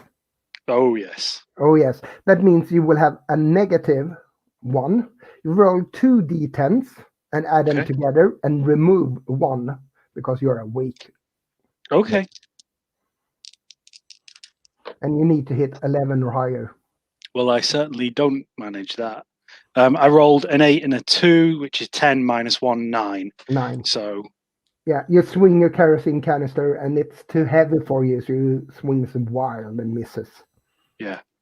Yeah, I'd probably stumble to the side and like catch my hand on the side of the woodshed or something. Yes, sounds reasonable. Okay. Fuck! And small giblets of flesh and liquids are sprayed on you as the body of Lars is moving. The decomposing body of Lars. Gross. Yeah, try and hold back being sick. I probably don't have anything to be sick with at this point. So that's probably true. Nobody's cooked anything. I said when we started that we had plenty of food. I kept trying, and you kept just bitching about it. I gave up in the end. Okay, go on then, Olaf. Right. So I'm having seen Lars take this big swing with the hammer.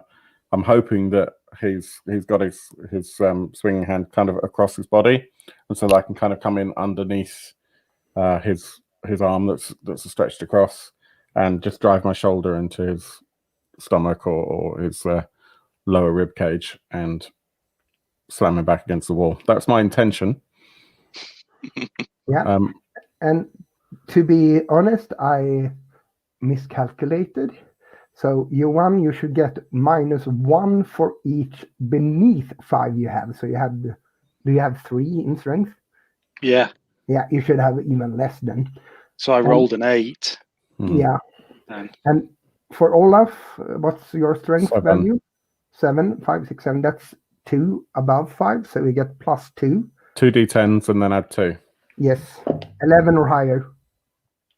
Well, there's a natural 10 and then a 1. So that's 11 plus 2. So it's 13. Yeah, you hit it. And this is unarmored combat. Let's see what the damage is for that one. That is a T2 +1. Okay. And for each strength above 5, you will add 1 more to that damage. Okay, so that's 2. So it's D2 +1, so that's 3 plus 1 for each strength. Yeah. 2 points. Yeah, sorry. So that's 5. 5 damage. That's quite a lot. Yeah. Can I just clarify something? Sure. When we came round the house and we were running, one of us was carrying the light, and then we've both charged him. Yeah. Where's the light right now? Who's carrying? Did we drop it on the floor, or? No, one of you carries it. Otherwise, you can't see shit here. I think you had it, and I had the kerosene can. So have you body charged him with the kerosene light in your hand? I'm just trying to think what I would. Yeah. Into the woodshed, into all the flammable wood. I think I probably did. Mm-hmm. Yeah. And the lamp is not that easy to break. So unless you actually smash it against something, it won't break by this. And it doesn't go out either, since it's kerosene and not some weaker kind of fluid. So it's quite a stable light source. So I've charged him with my right shoulder, and the lamp is in my left hand. But I have ended up with that lamp basically on the ground by my left foot as I've kind of dropped down to charge him into the wall. Yeah, and he falls back into the woodshed, flat on the back, with a squishing sound, liquid pouring out of the body, and it's still. I'm going to look for a weapon. He's still. He's still. He's flat on the ground. He's not moving. No. Burn him. Burn him. Let's burn this shed down. There was the other can in there still, because we only took one with us. Yes.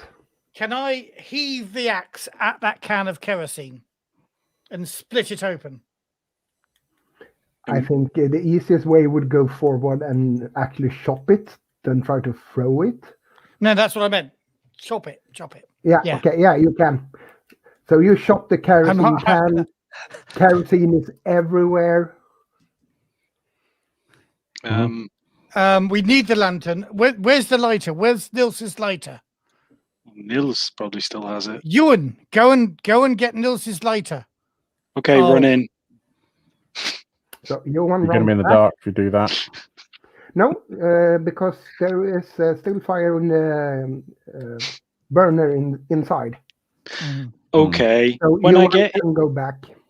When I get in there, what do I see? Let's leave Olaf and Tove because they are preparing to burn the shed with Lars' body in. When you come inside the building, you're met by Nils. Nils is standing up, already a bit putrefied, starting to rot, holding 2 kitchen knives and charging you. So my initial reaction would probably be Nils, because I think oh my god, he's alive. And then I'm like, and then he oh my god, no, Nils, and put my arms up. Yes, and then he tries to stab you because he's standing just right inside the door, waiting for someone to come back. Yeah, I wouldn't even try and defend myself. No, I'd just it's be not like, you, Nils. I'm sorry to say you are dead. Okay, I was gonna ask if I roll for that. No. What? And he stabs you. You get hit. I'm gonna see the strength of this thing.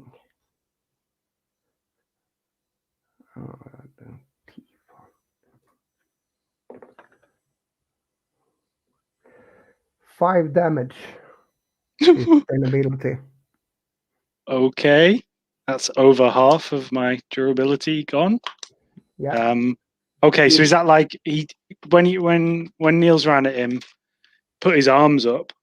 So it's probably like slashes on both the arms or something. Something like that. Yes. Yeah. You're bleeding profoundly. Yeah, and he'll just he'll just let out like a scream. It's not, it's not like a grunt of pain or anything like that. This is a full blown, terrified for his life scream. Yeah. You can stay because I assume the other ones will come back as soon as he scream. So let's bring him back. But I'm going to have one more round before. Okay. Yeah. So Niels isn't dead, is he? Or he is dead, but he's... Well, we don't know yet. And Olaf, you are splashing the kerosene around in the woodshed and over the body of Lars. And Johan has gone back to fetch the lighter of Nils. When you hear Johan scream in a combination of terror and agony as soon as he entered the house. Tova, what have you done now? What have I done? What have I done? You never look after your son. If you'd come with a bloody lighter. What? I charged back with my axe because it seems like the only one that can defend this family is me. Keep an eye on the dead man. Yeah, you probably hear like a like after the scream, you probably just hear like, "No, Niels, no!" with his back to the door. Your one. He's probably blocking the door actually because he's probably kind of stumbled back with his arms in front of his face. So Did Olaf stay in the woodshed? Olaf is going to... I told him to, but what did he do? I don't know. No, what Olaf's going to do is going to grab something like if there's another shovel or some other instrument that he can use in the shed to dismember this body a little bit. There is a saw. Okay.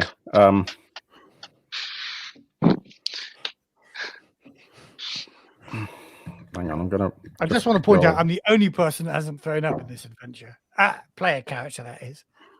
So I just rolled a 4. I was doing a logic test to see whether or not I would actually saw this thing's head off, and I think that's what I'm going to do. So you start sawing the rotting body of Lars at the neck. Yeah. This is your father you're talking about, right? Yeah, and I loved him deeply, and seeing him as an animated corpsicle is not my idea of a great family experience, and I don't wish for him to be in this condition any longer. Yeah, I need you to do a roll for feelings, and I need you to fail that roll to be able to succeed with this. Otherwise, you will have to I did that already, and I rolled. My logic is 7, and I rolled a 3. So that is feelings. You succeed on your feelings, isn't it? No, I failed on my feelings, so I do need to roll over 7 in order to. So you start sawing through the rotting neck, and I am crying at this point. Yeah, probably absolutely heartbroken, streaming down, and this is natural, and it smells of kerosene. If only we had a transistor radio playing "Don't Stop Me Now." I'm having such a good time. Should we, for the? You said there's going to be another round before anyone gets to me. Yes. Do you think you're going to let Pablo roll to see if Niels kills me? Yeah, I'm going to let him do that. So, Pablo, 2d10s. Okay. And add 3 to them. I have a strength of 6, so that's a +1. Should whatever happens here happen it doesn't matter difference. I need you to roll because it's not you, it's something else that's using your body. So do I roll 2d10s? Yeah. And add 3 to that roll. And if that is 11 or higher, it's a hit.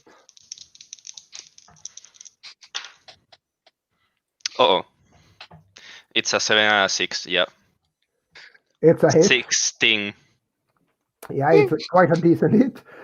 Then you can roll a d4 and add 1 to that one.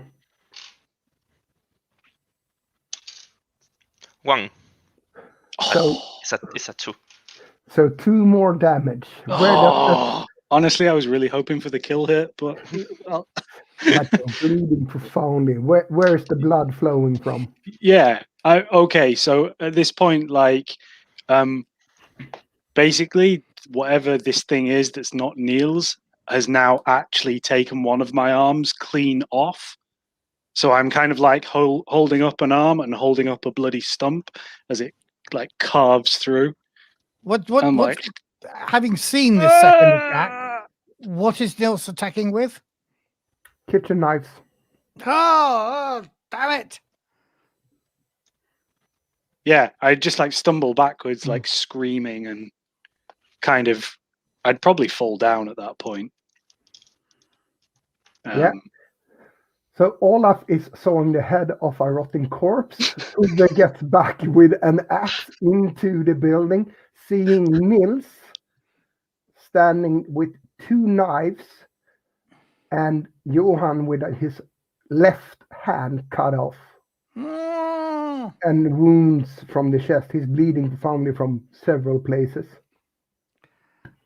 He's just trying to scrabble backwards, but not moving really much. Can I take a lump out of Niels? You can try. 11 or higher. One day. What's your strength, Tove? My strength is 5.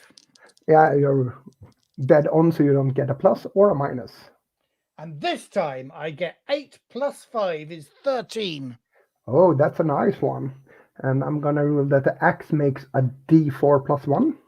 D4 plus 1. And that's 3 plus 1, 4 points of damage. Damn it, I was hoping to hurt him more than that. Yeah, but I'm going to rule that he goes down. The body falls down. Right. Is he moving? No. Can I just chop off his head anyway? Yes, because your first chop was to the head, and then you chop off Nils' head. And since it's not moving and it's Nils, could I get a feelings roll? Feelings roll. First, because it will be hard to chop off the head of Nils. He just died. So I have to get under 4 to fail on feelings. And I can't roll a d4. I do get... Oh, no, I get 10. So you can't bring yourself to do this. You can't bring yourself to chop his head off. No, you already implanted your axe in his head. Johan is bleeding. I'm struck with it. I'm not going into Nils's body for his lighter. Can I get the stove? Nils. Johan's just like holding onto his stump with like blood kind of pouring out between his fingers. I'm going to pick up a knife.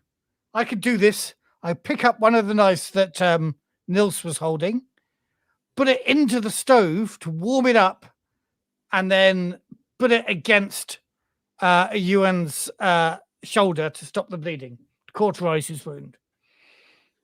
Yeah. Johan shouts in agony because it hurts. Probably passes out, to be honest. Yeah.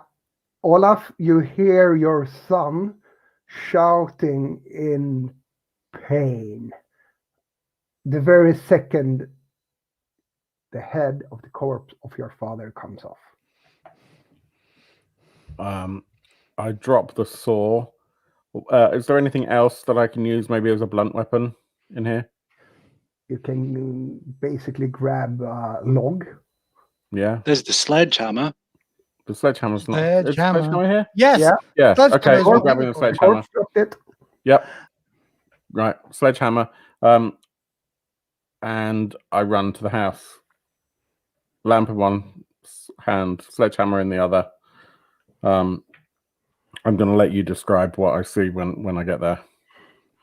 When you get into the house where the light is from the fireplace, and let's see, who had the kerosene lamp? I did.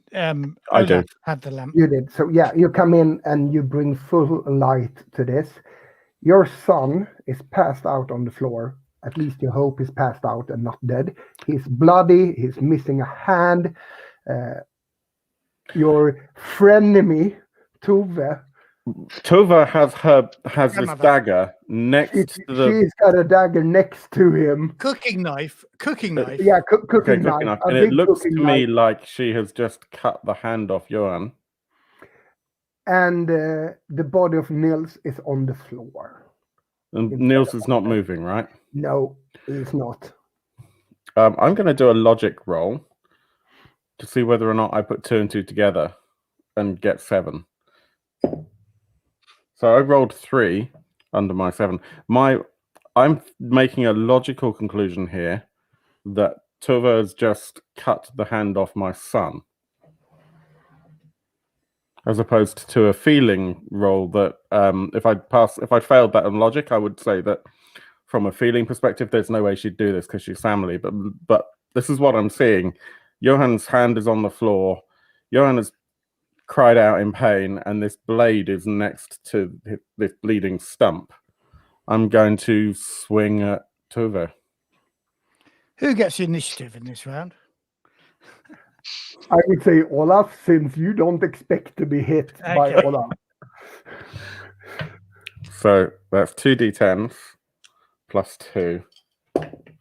I have no idea what the rules are between character fighting in this game, so I'm gonna say that you need to do. Yeah, I did let's make it 14. very even. 10 is a hit. I did 14. 14 with the dice and the added damage.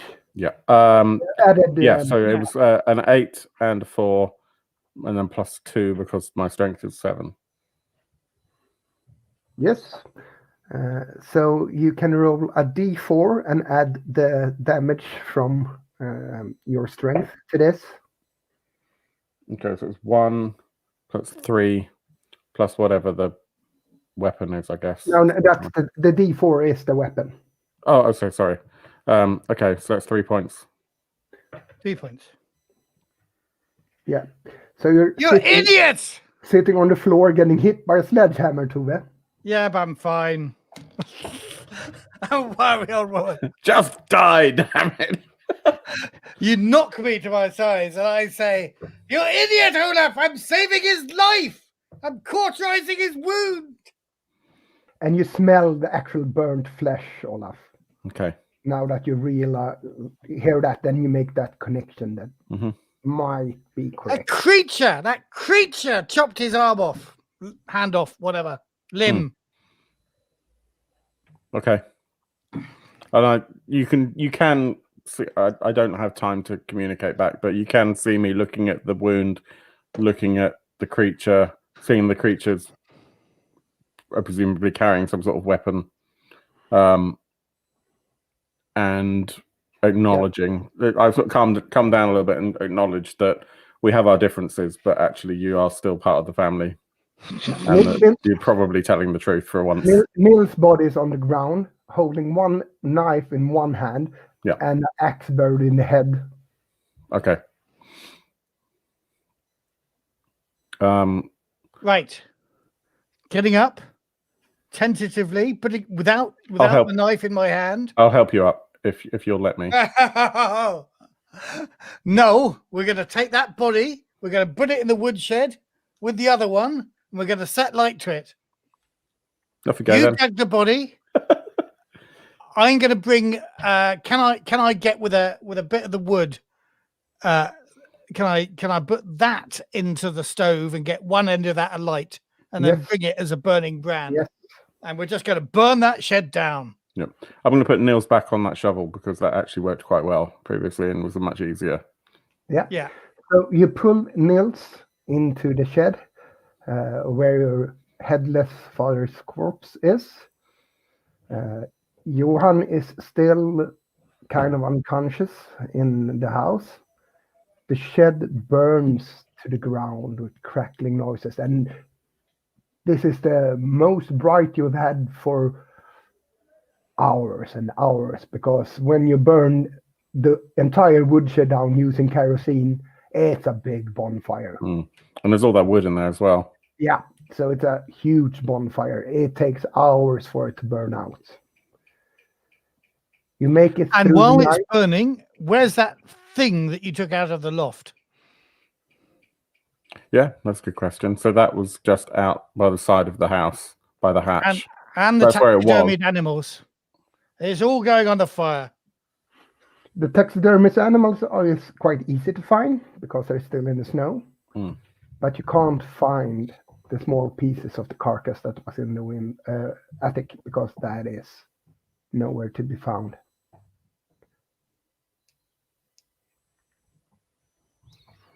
And you make it through the night. The weather is letting up. It's not a snowstorm and blizzard anymore. Johan is waking up. Should I do a roll to see if I bled out in the night or something? No, you didn't. I'm gonna let you live since Tove was that instinctively cauterized your wound. Okay. So no, you're not in good shape, but you're not dead and you're not dying. Okay. But the Paralympics are getting more and more important. Yes, they are. And Tove, when daylight breaks, you hear the same. You other guys can stay because this is the end. You hear the same thing in your head saying, it doesn't matter. could just end it, end yourself, or take them with you. We need more meat. Meat, meat, meat. And that's where we end. That's where we'll leave it. That was so awesome. Oh, Cool. Thank you. Thank you so much, Yoel. Yeah. Thank you, thank Yoel. you, yes. Thank you And to... who is the competition-winning author of this one-page adventure? Yeah, the one-page adventure is written by Jon Aspheim. I'm going to send a link to Phil for it. We'll put it in the show notes below. Let's just say that I've added and retracted a lot to it because it's a one-pager where 50% of the page is graphics. Mm. So I have added parts, so I can tell you the backstory and what I did and things you didn't experience. Nice. So Well, should we do that in the wrap up after this? So I'm just going to call this to a close in terms of the actual stream itself, People, and we'll do a little outro, and then we'll stay on. So feel free to just hang around, put your comments in, and engage with us whilst we talk about the actual, what changes were made by Yoel and what we all thought about it. So very quickly, Yoel, thank you very much. Thank you. How can people find you if they want to? Are you on the Twitters and things like this at all, or? I'm not. I'm not on Twitch. I don't have a stream, anything like that. I hardly. I get to play every second week, a couple of hours with some friends. Otherwise, not much. The Sweden Rolls Discord or the Dark Orb Discord. That's where you can find so me. we have a Discord. You can get to it through our URL, thedarkorb.co.uk. We're also patrons of Sweden Rolls, who brought Yoel and I together, and Martin. So yeah, that's probably the easiest way to get hold of Yoel. You can get hold of me at the Dark Orb on Twitter, the Dark Orb UK on Facebook. Obviously liking this stream, and we have a Discord as well, as I said. Pablo, I presume people can find you at PabloDap. Yep, on Twitter. Cool. Matthew? And what's that? How can people find you? Oh, cool. How can people find me? Well, He's still in character. What's that? Oh. No, I've just changed my character. There we go. My name to the Effect Podcast, which is where you'll find us on Twitter, but you can also find us on www.effectpodcast.org for our fortnightly magazine show all about Swedish games, mostly free leagues, or www.effectap.org for our ongoing weekly actual play episodes. We're currently running through Mercy of the Icons. That's really cool. I definitely recommend checking both of those out. And finally, Martin. Yeah, you can find me at Bertram Miller on Twitter, my other namesake. And yeah, I just retweet lots of really cool people like Phil and like Matthew and like Pablo and like Mörk Borg and Johan Noor and loads of different people in role playing. So if you ever want to know what's going in role playing, follow me because I'm generally retweeting everyone else. So Cool. Well, thank you very much. We'll end the stream here and we'll carry on afterwards. Bye-bye. Thanks for watching. Bye.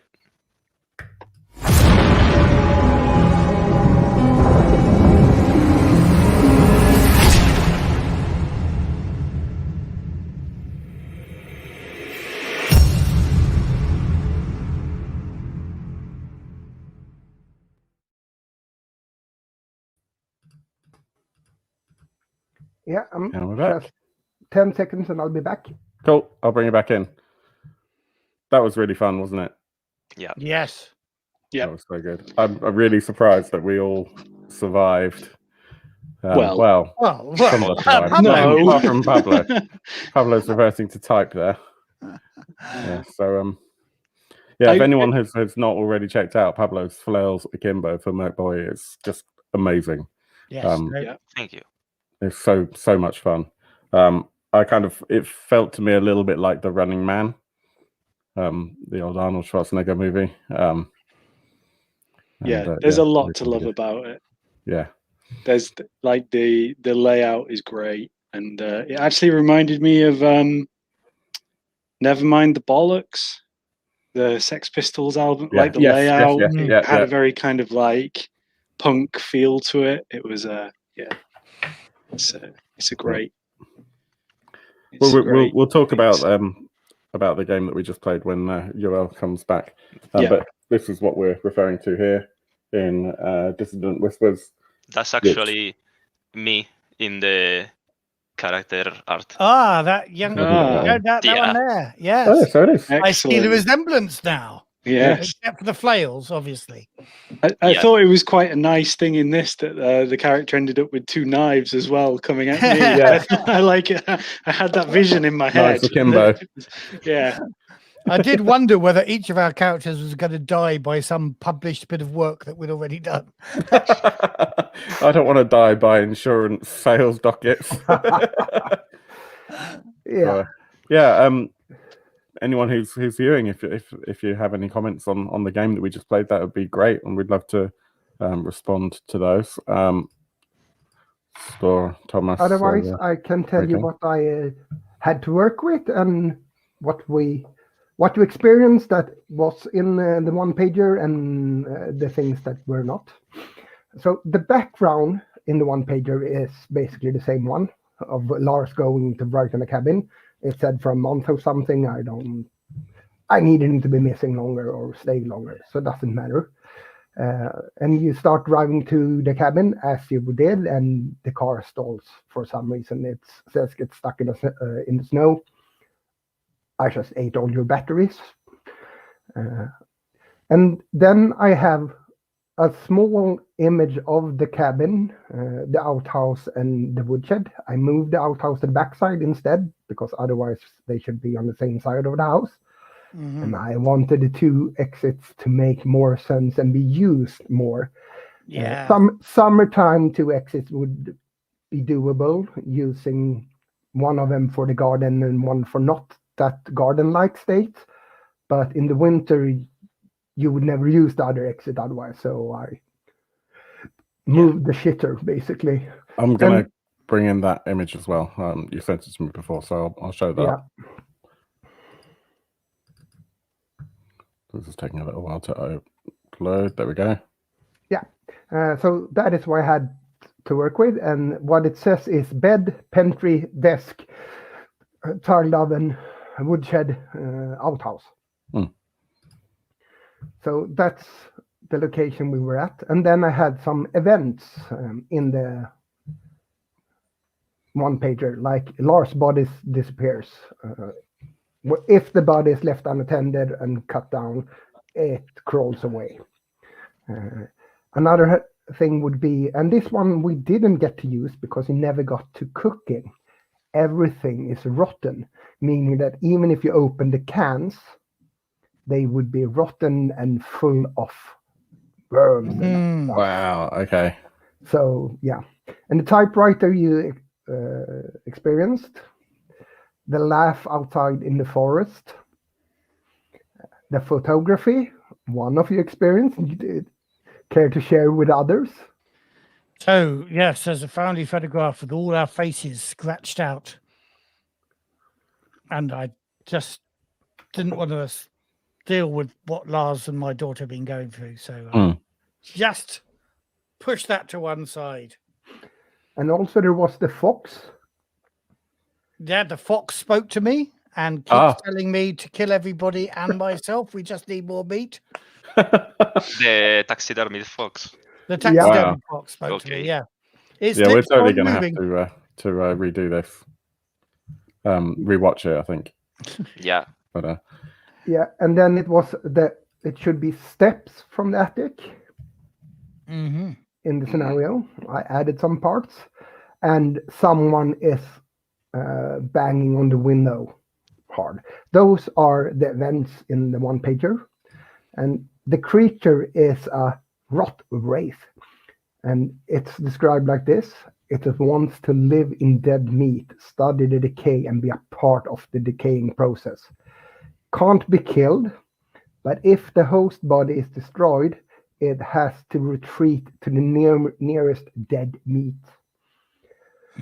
When it possesses a body, it makes it best to create more dead bodies. Therefore, it will take the axe from the woodshed. It couldn't do that because you were carrying it around. And it would try to kill all PCs before the storm subsides. Nils only came to life when we killed... Then it switched, yes. Yeah. So then it moved to Nils. And I added the rotting animal in the attic because that's where it came. It entered that way, and then it started affecting Lars because that small animal couldn't kill Lars. And how I made sense of this is that this rot wraith has been living for centuries in the forest, occupying dead animals. But it's had a hard time to find other bodies that hasn't been already dead for other reasons, because when this rotting monstrosity approaches another animal, the animal will move. But after a couple of centuries or decades or whatever, it came to this cabin in the wintertime where Lars was. It hid in the attic, started to affect his mind and driving him to suicide. And then it was inhibiting Lars and finding this very exciting and experiencing the rotting process of the human being. And then more humans showed up. Guess who? That was great. That was so good. Thank you once again to Joel, to Matthew, Pablo, and Martin. Again, if you enjoyed this, then please do subscribe, like, follow. Likewise, please check out the Effect Podcast and check out Sweden Rolls as well. We have, for those who are watching live, we have an actual play of the D-Sanction. I'm told it's part 3 of a triumvirate, and part 2 was actually on the Effect podcast, or the Effect actual play. I like to think of that part 1, and you've got part 2. Yeah, that makes more sense. Part 1 seems to be inaccessible. Nobody can see part 1. Yeah, exactly. So it is not, strictly speaking, it's not a... Yes, even though it shares the same title as what you might have seen on the Effect stream, it's a different story, different aspect of a wider story, I think. Exactly. So, yeah, if you are a fan of the D-Sanction, then please check us out on Friday the 23rd, I think. I don't know. It's all blended into one now with all the quarantines, etc. Thank you once again. Take care. And as always...